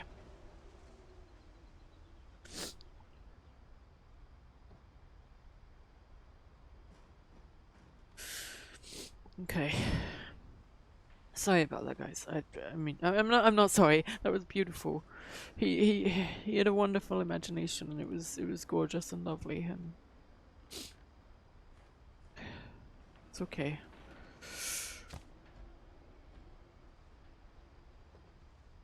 Let's see what else. What other stories about this cursed family there are to explore. I can't imagine my mom ever writing poetry, and yet... A poem for Gus, okay.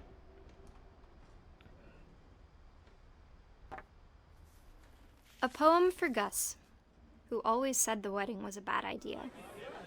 Our father never hit us kids, at least not very hard, before the day my brother said with teenage disregard that he'd be dead before he'd see a wedding in our yard.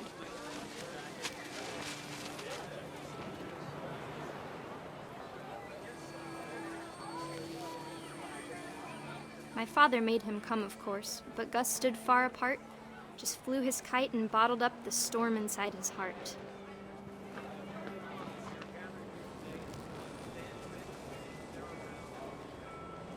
I tried to talk him out of it, but though he'd never met her, "We don't need a stepmom," were the words that I remember. Now we're down to husband and wife. You may kiss the bride.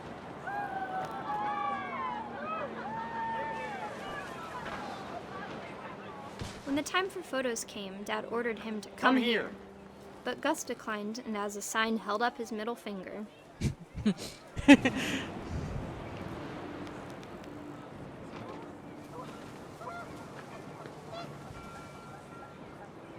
The wind picked up, and panicked geese appeared and quickly went. But all the humans did that day was go inside the tent. Whoa! Okay, the wind is picking up. There we go.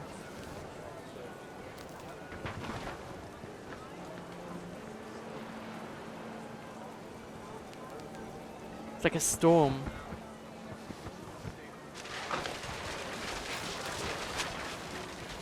The rain came down in buckets then, but no one seemed afraid that nature might destroy the tent our dad had crudely made. And I'm staying outside while everyone's going into the tent. The thunder sounded much too close and full of angry power. But all my father said to this was, "Make the music louder."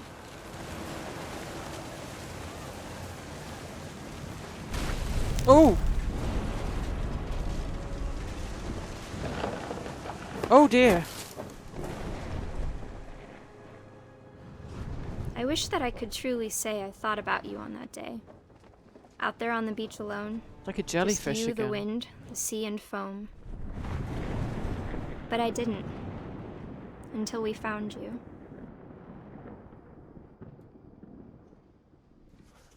Okay.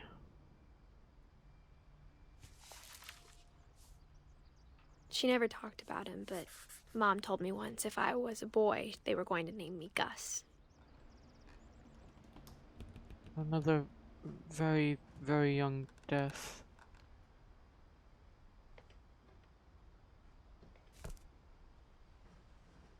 You just got swept away.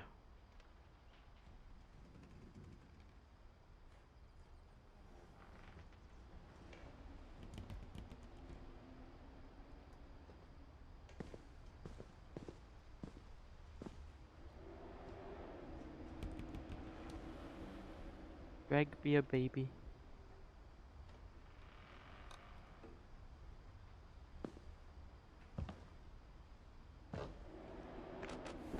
My mom moved up to the loft after her brothers died. At the time, it was as far away as she could get. This is my mum's room then. It's a lot more modern. All of the rooms are kind of like, well, I guess that makes sense. They're all like locked in their time period kind of thing.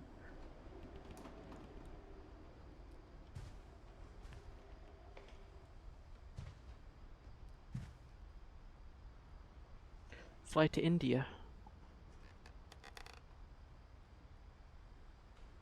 So yeah, Sanjay, I guess, is my dad. She spent a summer building houses in Calcutta, where she met my dad, Sanjay.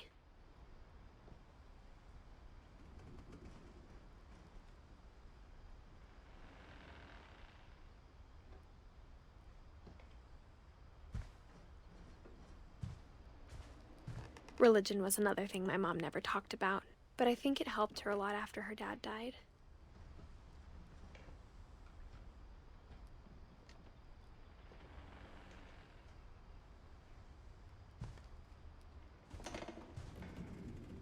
My mom moved to India a week after graduation and got a job teaching English. Lewis was born a year later. Okay, we're getting on to my brothers now.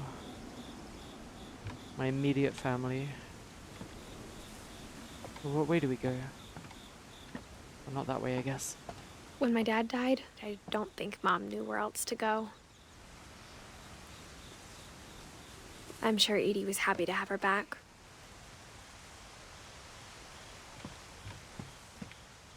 And to see kids in the house again. This is all our plants. That's me and that's my brothers. And that's my mum.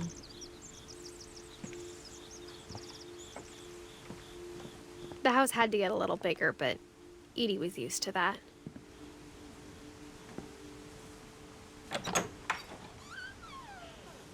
And for a while, things were good.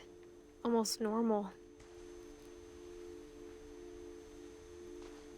We had a little schoolroom, little classroom. But it didn't last. You can see the computers getting more and more modern as well. It's like we're getting closer and closer to the current day, kind of.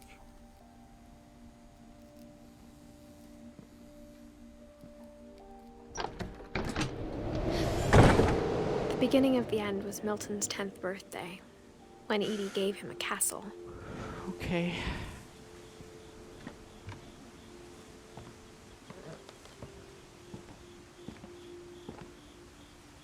Milton. After Milton disappeared, the only thing he left behind was a room full of paintings. Okay. There's no end date on that one.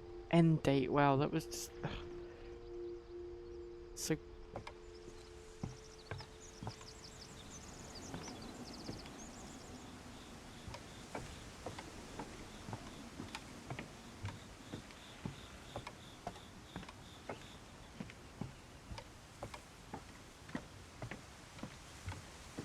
like, we're all just produce with an expiry date. That was a really awkward way to say that.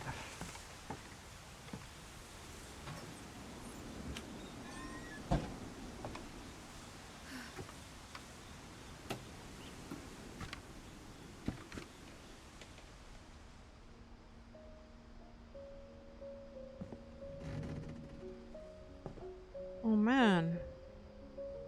Were these the little miniature things that I saw? Of course Milton would know every single thing in the house. He's left his mark all over the place. I think Edie was happy to finally have another painter in the family. Yeah, he must have known all about the bunker and stuff, and that's where he has all these... He's been everywhere.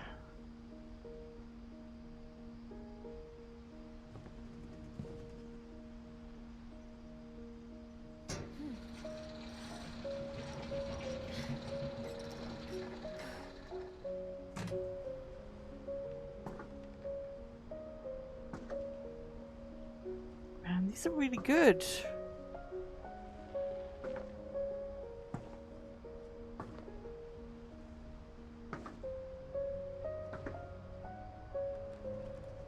Okay.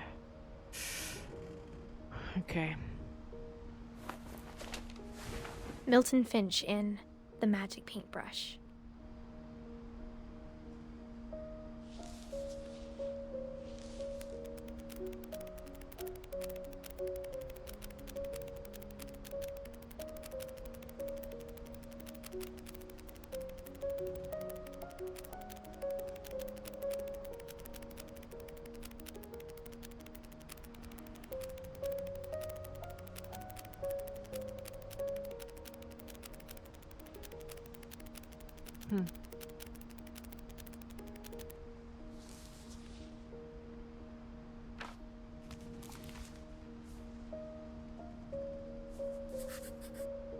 I was 4 when Milton disappeared.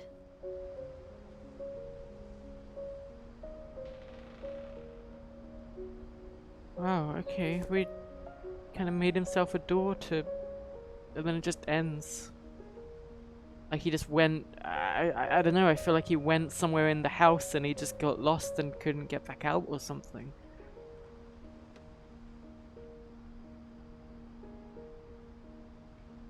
That was cool, but... there's no closure to that, you know? Like, with all the others, as tragic as they were, we at least know what happened, but... There's no death, there's...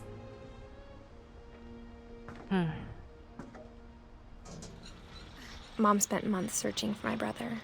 Then she sealed the doors.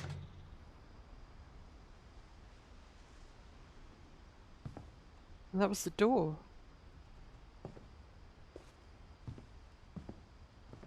I just noticed this is the door from that flick book.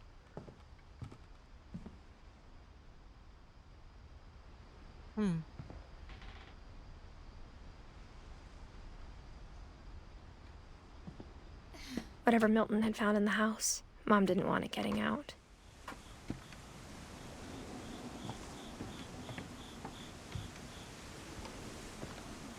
Oh.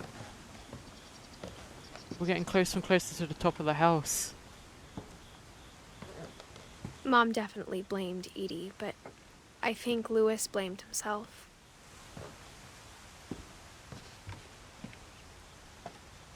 After he graduated, he just spent more and more time in his room. Until Mom got him a job at the cannery.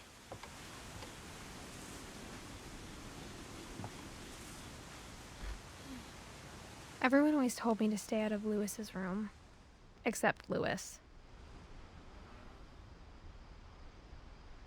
Again, very modern looking. We're getting into the 2010s now.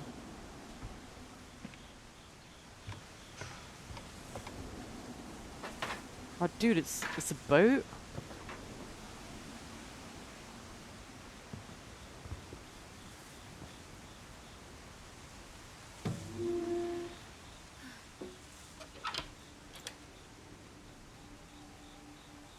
Here we go. Lewis's room smelled very, very familiar. That part of him lived on. Yeah.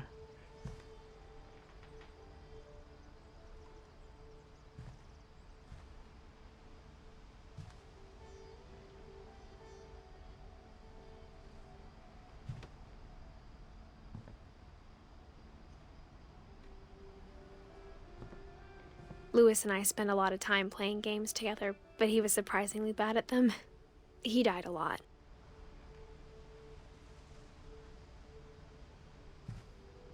Okay. He was so proud of being Indian.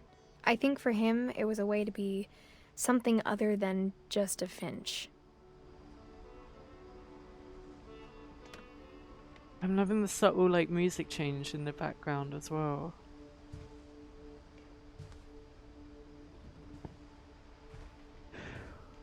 Okay, well... Hold on. We still don't have Edie or my mum. So, I guess we're doing Lewis next. Here we go.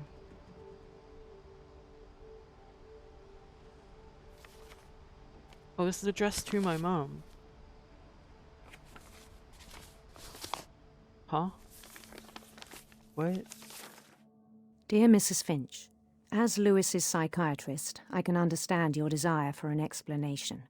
As I see it, the trouble began in January, shortly after we convinced your son to seek treatment for substance abuse. Newly sober, I believe Lewis first noticed the monotony of his daily life.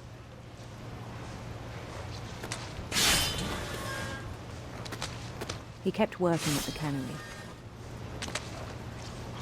but he withdrew part of himself. In our sessions, I saw the same behavior. His mind began to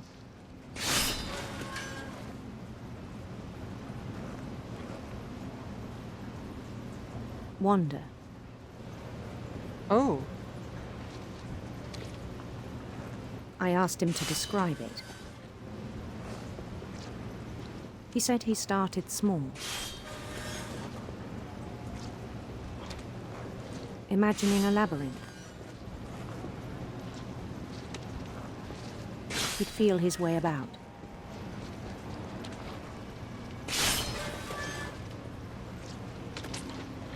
I'm controlling the fish with the right stick and the maze Then with the left something stick. moved. Bats. And toads. Oh.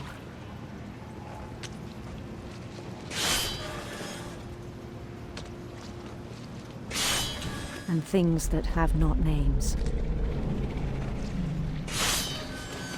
Okay. He knew it was all in his head.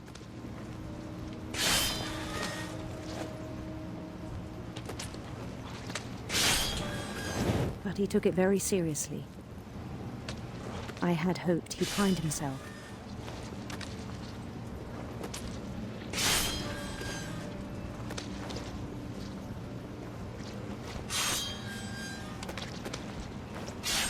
But he found something more. Oh, wow. I worried about him then. Daydreaming at the cannery. I spoke with his boss. but he said Lewis had become a model employee. Methodical, tireless, focused. Like a whole new Lewis. So I let him go on.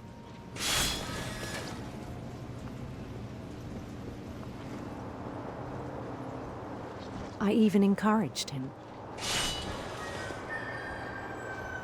The screen's slowly spreading to cover more of the cannery. It seemed very promising at first. He told me he'd made a new friend.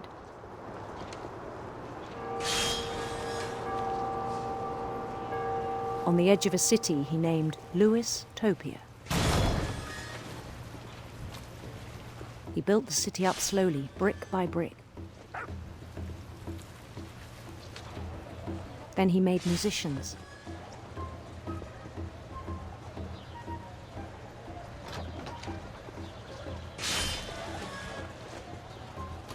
And songs for them to play. He talked about starting a band. And he was always humming something. Every day his imagination grew stronger. There's all these fish interwoven He no with longer the spoke at the imagination. cannery. But his chopping was as reliable as ever. Then one day it struck him that all the cheering crowds, even the stones under his feet, were all in his imagination, so he could do whatever he wished.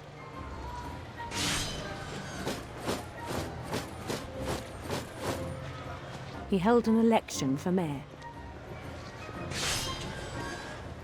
And he won. They begged him to stay, but his mind was already wandering. It became a game for him.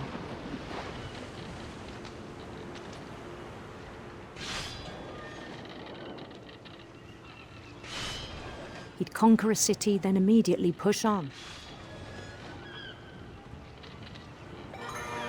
New Louisville.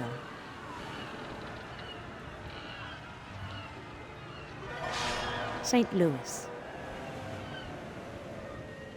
He started drifting away from our reality.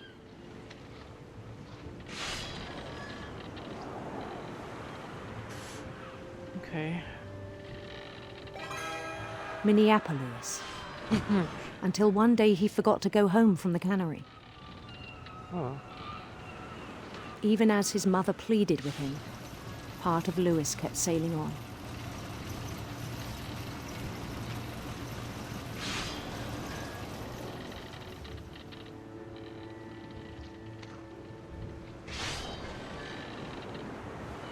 In Lewisburg, he heard rumors of a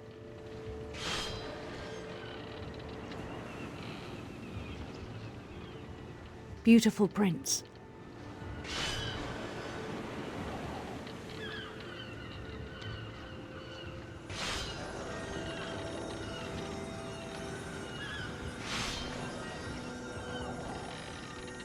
The prince was on his own quest for Radiant rainbows. It's gotta be. radiant rainbows.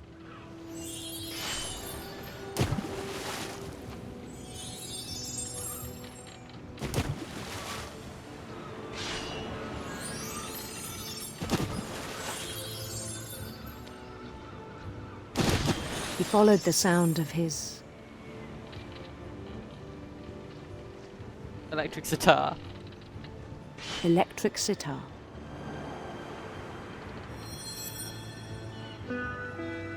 Oh. That's beautiful.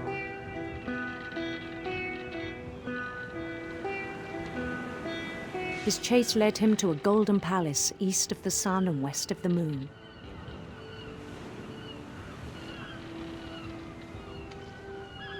Even then, his logic remained sound. Now I can't see the cannery at all.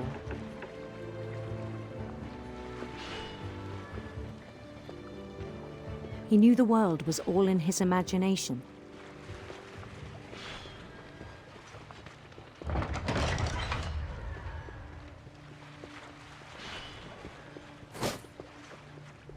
But he was so proud of having created it. Oh.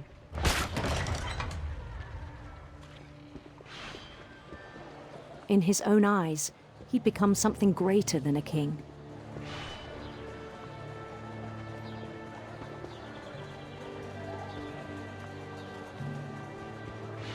For someone who'd never known success in the real world, I think it was overwhelming.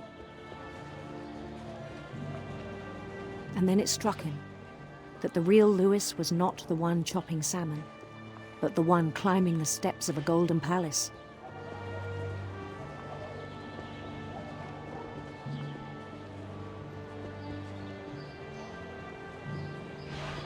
My imagination is as real as my body, he told me. It was hard to argue with him. Oh. Is this Lewis in the cannery now?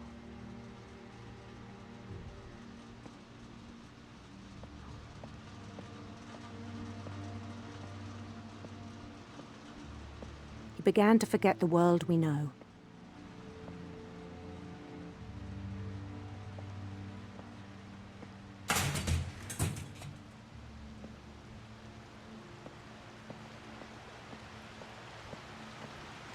I think it pained him to remember Lewis, the cannery worker.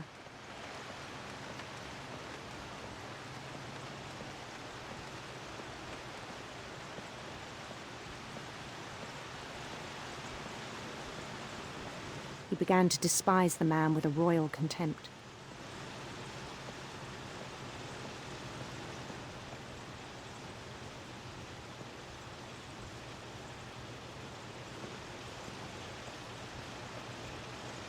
I still thought I could save him. Even after he said he was being crowned king over all the lands of wonder. The palace would be packed with his companions.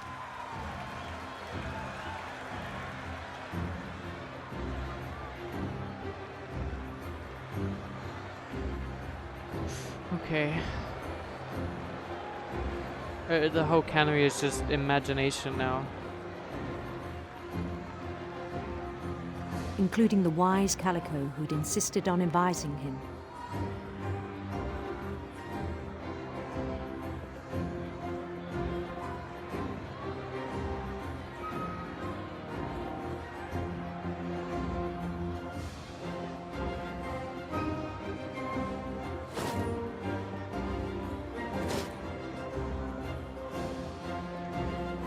His prince waited, holding his crown.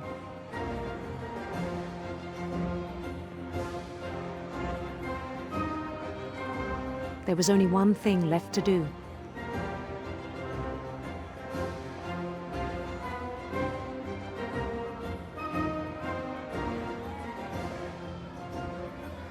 Oh. Bend down his head. Oh. Okay.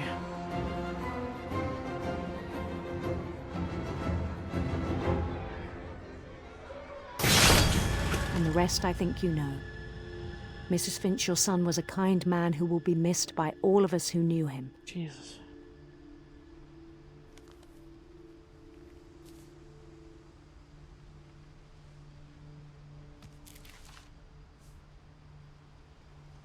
My brother was really cool. I wish you could have met him.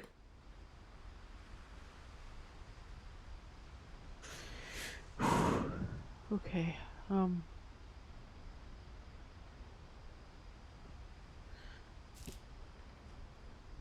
that was Lewis's story. Mental health. Just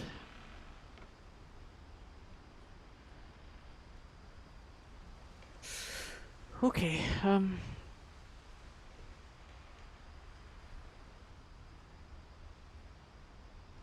I mean, maybe it's Maybe it's a mental health thing. Maybe the curse is mental illness, and you know, Molly was like hallucinating and stuff, and I don't know. Man, I don't know if I'm ready to continue after that one. Oh no, come on. Okay, we've got a few more to find out, I think. The cannery was real life, and his imagination was just blending all into that, and chopping off the heads of the fish just turned into this whole just On the way thing. back from Lewis's funeral, my mom told me to start packing. She waited until the day before we left to tell Edie. I'm not sure if she wanted to make it easier or harder.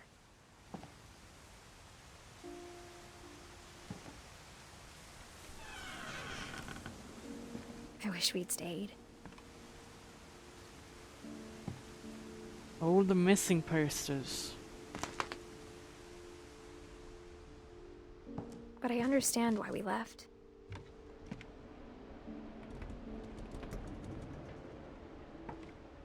It's just me and my mum now.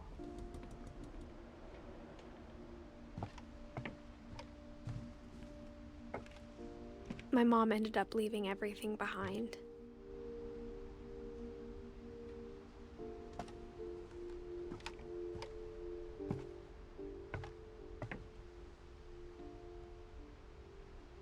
Oh, she wrote a book.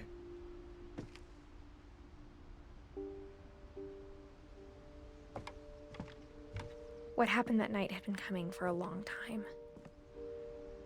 Maybe it should have come sooner. Well, I don't want to go in my own room. Like...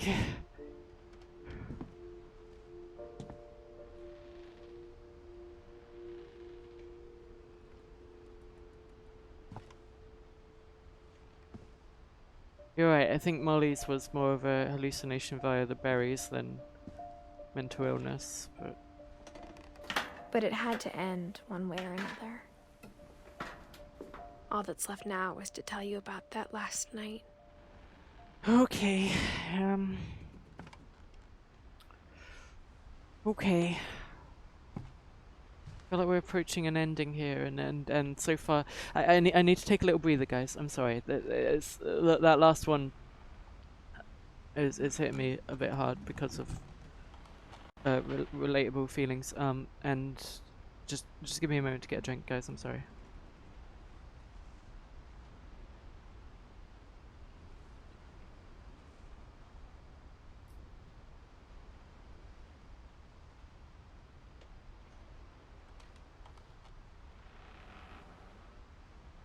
Okay, I'm good.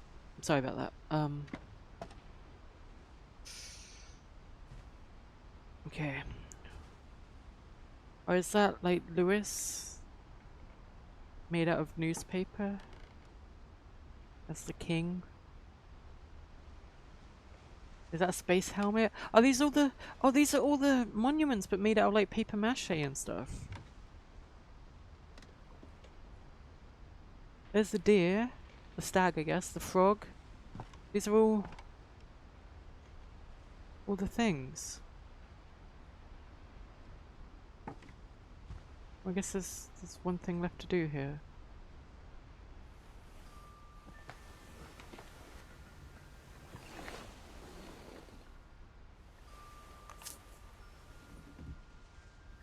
I guess my monument's a quill because of writing. That whole last day, Edie just watched us pack and didn't say a word. Until supper, when she raised her glass and said, "To our final night together, and all our final nights apart." Grandma, you know what I said about alcohol. Some of your medications are very Edith, specific. I left a present for you in the hallway. Why don't you go open it? The grown-ups have to argue now. I'm sorry, you're right. We're all leaving tomorrow. Let's just enjoy our last... I'm not leaving. Edith, you're excused. Well, that's where we were all sitting, on the dining room when I first came in the house. That was the last meal. The power had been shut off that morning, but Edie always had plenty of candles. When my mom sealed the library, I don't think she knew about the other entrance. Or that Edie had a key to it.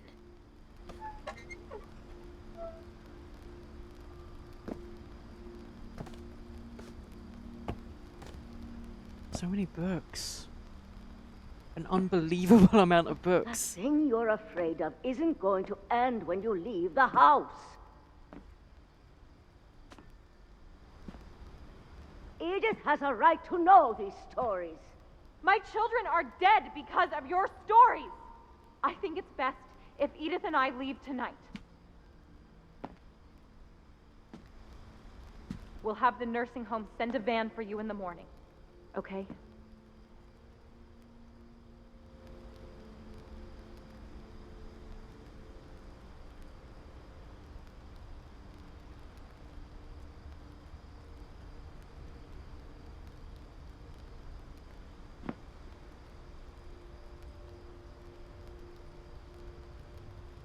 Okay.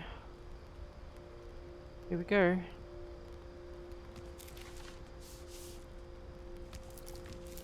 Dear Edith, there's so many stories I wish I could tell you, but there's only time for one. This is about what happened on the night you were born. That night, the tide went way, way out. Oh, wow. It was the first and last time I ever saw the old house aground. Are we gonna go to There'd it? been an earthquake out in the middle of the ocean. They called it the lowest tide in 1,000 years. God, it smelled awful. You know, I've seen that house every day of my life.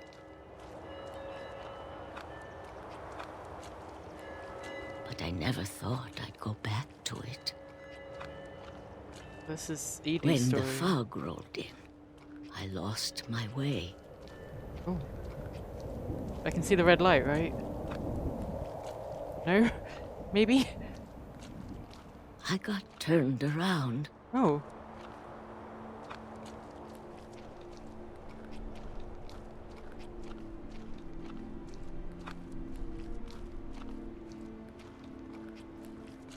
For a while, I wandered.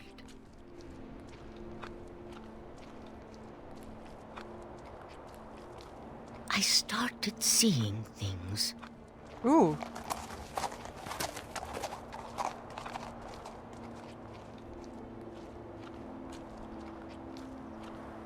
Things I'd forgotten had ever existed.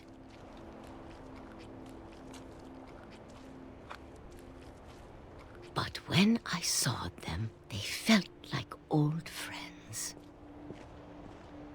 That night, a lot of things came back to me. Or maybe I came back to them.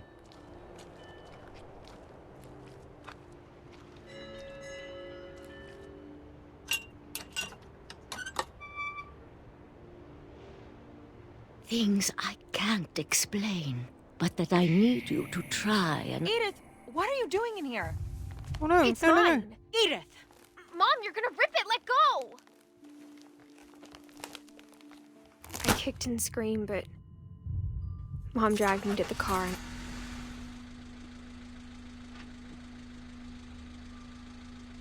I never saw Great-Grandma Edie again. No. I wanted the The story. next morning, the van came to pick her up, but she was already gone. After Damn. that, we moved around a lot.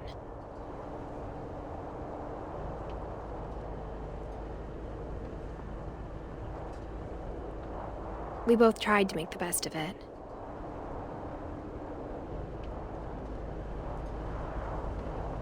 I'm moving the hand up and down. A few years went by.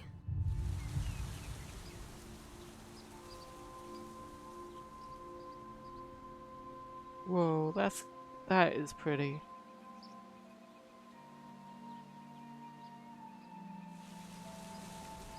My mom didn't like to talk about it. but she started getting sick a lot. The rest happened pretty quickly. Oh. She got better for a while, and then she didn't. And then I was alone. Damn. The last Finch left alive.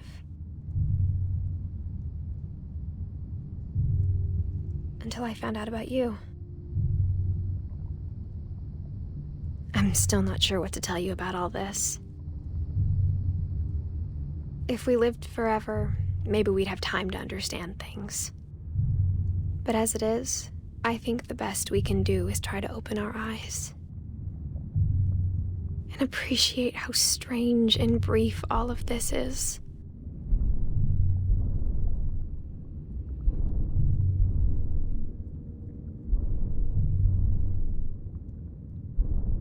This journal was supposed to be for you.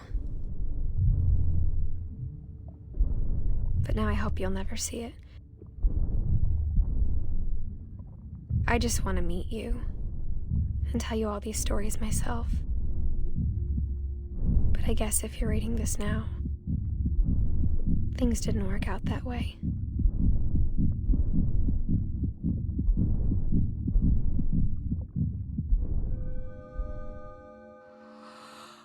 This is where your story begins. I'm sorry I won't be there to see it. It's a lot to ask, but I don't want you to be sad that I'm gone. I want you to be amazed that any of us ever had a chance to be here at all. Good luck.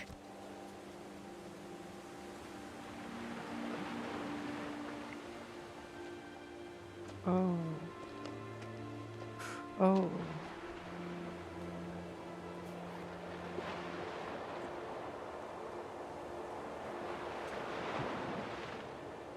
I guess she died in childbirth, or...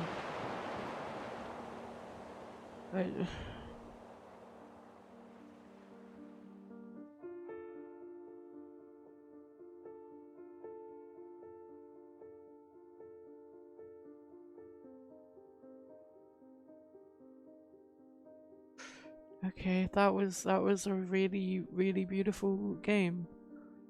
If that's the ending that was...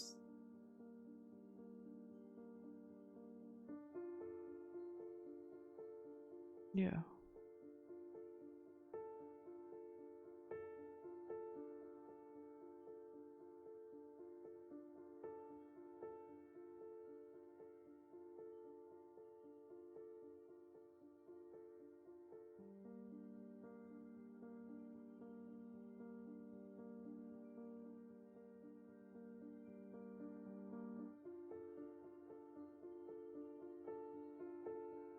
I'm sorry, I'm a bit emotional at the end of that. I'm sorry I'm not talking much, but that was really good.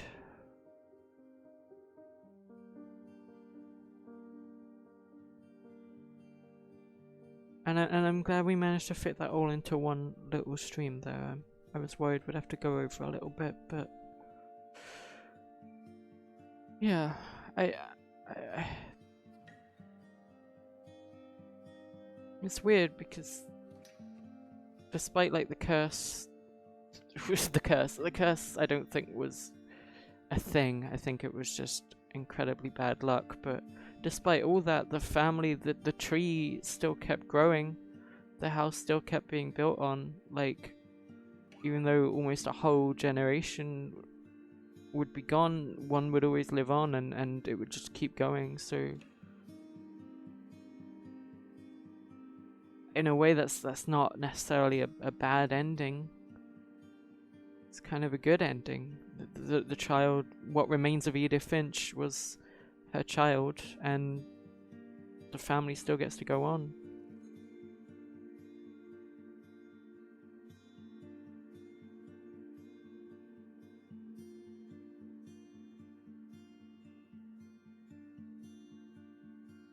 I think we covered all the stories. I hope we did.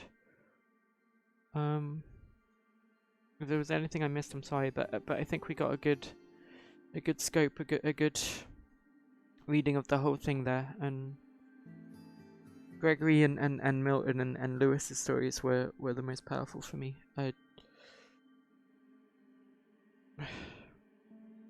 Lewis's was very relatable, and obviously Gregory's was just beautifully sad.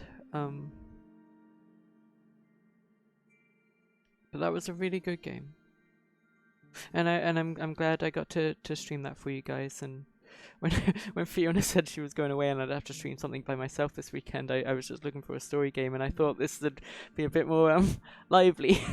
I know I didn't talk much, and I know that the story was very deep and saddening, but that doesn't mean I regret it in any way. I'm really glad I got to play this, and I'm really glad I got to share this experience with you guys. And I hope you all enjoyed it too, because that was really, really freaking good.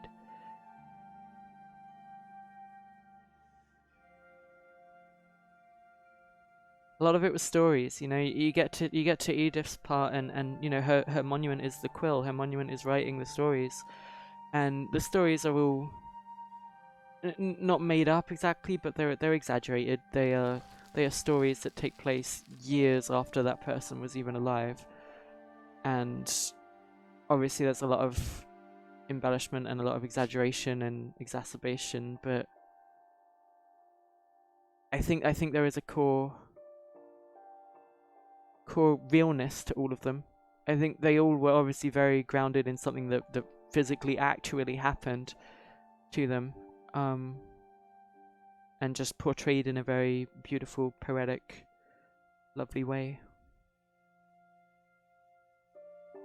The replay story option is now available. Select Edith to play from the beginning. Okay, well, I think we covered the whole family tree there.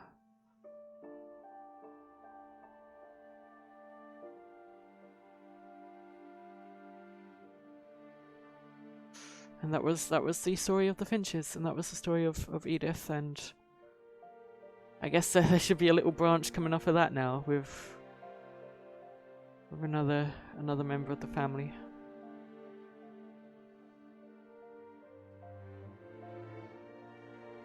Anyway, I hope you enjoyed that, guys. I hope that was, well, maybe enjoy is the wrong word, but I hope you appreciated that. I hope I don't know what the right word for that is, but yeah. Thank you very much for being part of it with me. We're going to wrap up now. Nilesy will be on in about 10 minutes or so. Yeah, I wish I could have a better commentary at the end, but I'm still processing and absorbing a lot of it. It was very good.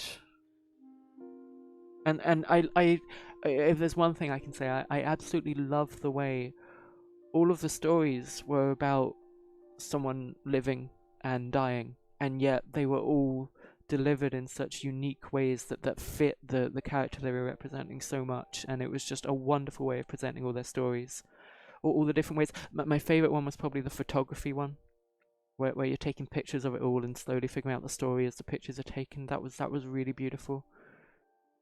They did a really good job with this, and I'm probably going to have to decompress for about half an hour after this stream, but I hope that was good for you guys. I'll read out any messages that were sent. Oh wow, I'm about to burst into tears suddenly. I think I was keeping that all in. I'm sorry.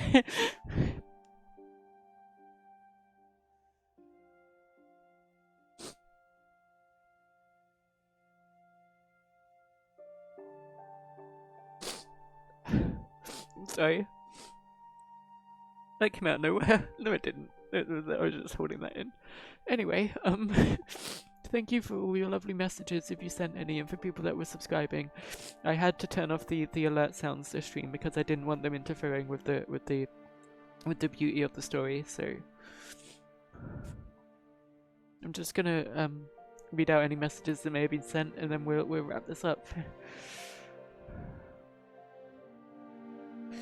So Kinetic, I'll actually turn the alert box back on, so there you go. That should be active again. Kinetic donated to ask if Life is Strange would be next. I think we need a few weeks before we move on to another game like that. But yeah, we do want to do that. We'll probably be doing that on my own channel, on my own streaming time. That will probably be later, obviously when Fiona's back. It might start August, if not September, and we'll try and do that. We've also got the prequel now as well that we could do at the end of that, so that could be a nice story. Thank you very much for that. Thank you to Fuzikaru, who subscribed via Twitch Prime. Thank you very much. And thank you to Talkmatic.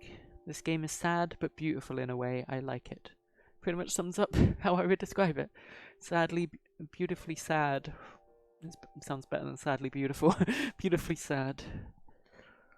Swakwojo Smiley subscribed. Thank you very much. And so did Nephelos and Moonman6.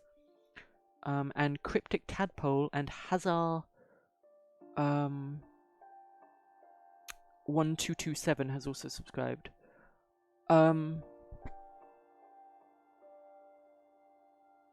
I have got an absolutely lovely message from someone that I have been asked not to read out, but I want you to know that I have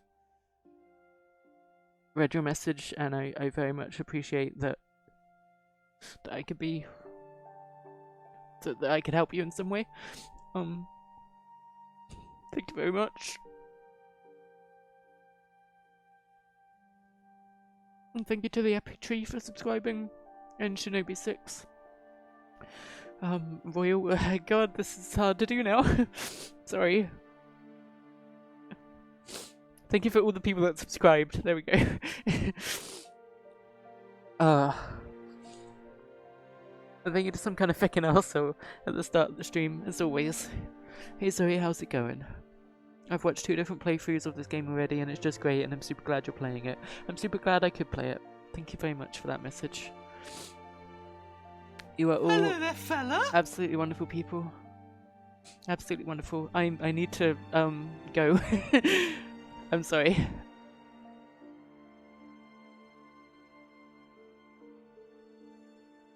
Oh man, you guys. I don't know what to say. I don't know what to say that hasn't already been said. I'm gonna start rambling otherwise. I've been thinking a lot about. It was my birthday recently. I've been thinking a lot about mortality and all the things that I've struggled with and been through and fought against, and how I'm somehow still here. And I think this game has somehow magnified that thought in my brain a little bit. Don't know where that's come from. and I'm gonna need just a few hours at least, maybe days, to just absorb all that. Thank you very much for all your support. I've got nothing else to say. I need to just go. I'm gonna let the ads play out, and I will see you again next week, where Fiona will hopefully be back. If not, I'm gonna try and pick something a bit more light-hearted, because I don't think I can handle a ride like that again. For now. Thanks for watching, everybody.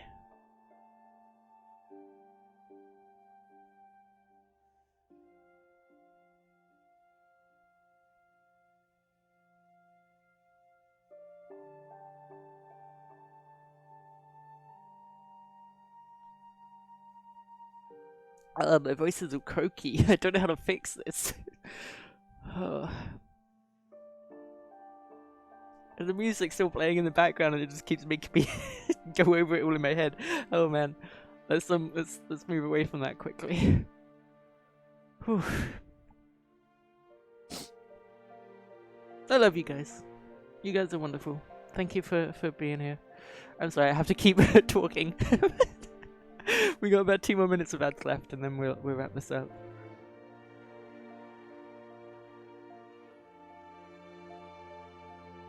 Fiona sends her love, and Sonia does too, although she has been asleep for the whole thing. Actually, when we were doing Molly's thing, and there was all the cat growls and the cats meowing and stuff, I think she could hear it through the headset, because like she was curled up and asleep on the sofa, and then just immediately jolted up and just stared at me for like a minute. That was kind of cute.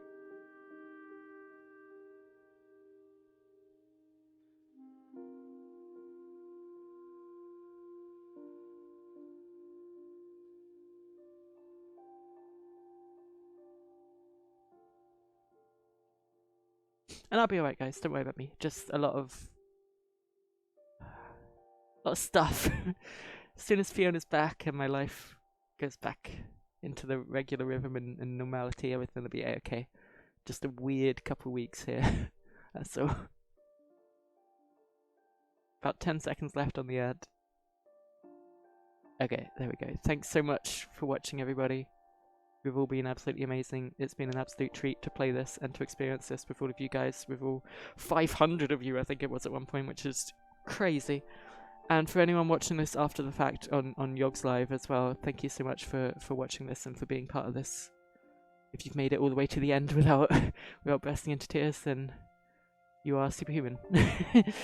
Anyway, catch you next week. I will be streaming on my own channel on Tuesdays, possibly while Fiona's away, so there might be one this Tuesday. If not, I will see you next Saturday with whatever the heck we end up playing. I don't know. Catch you next time. Bye.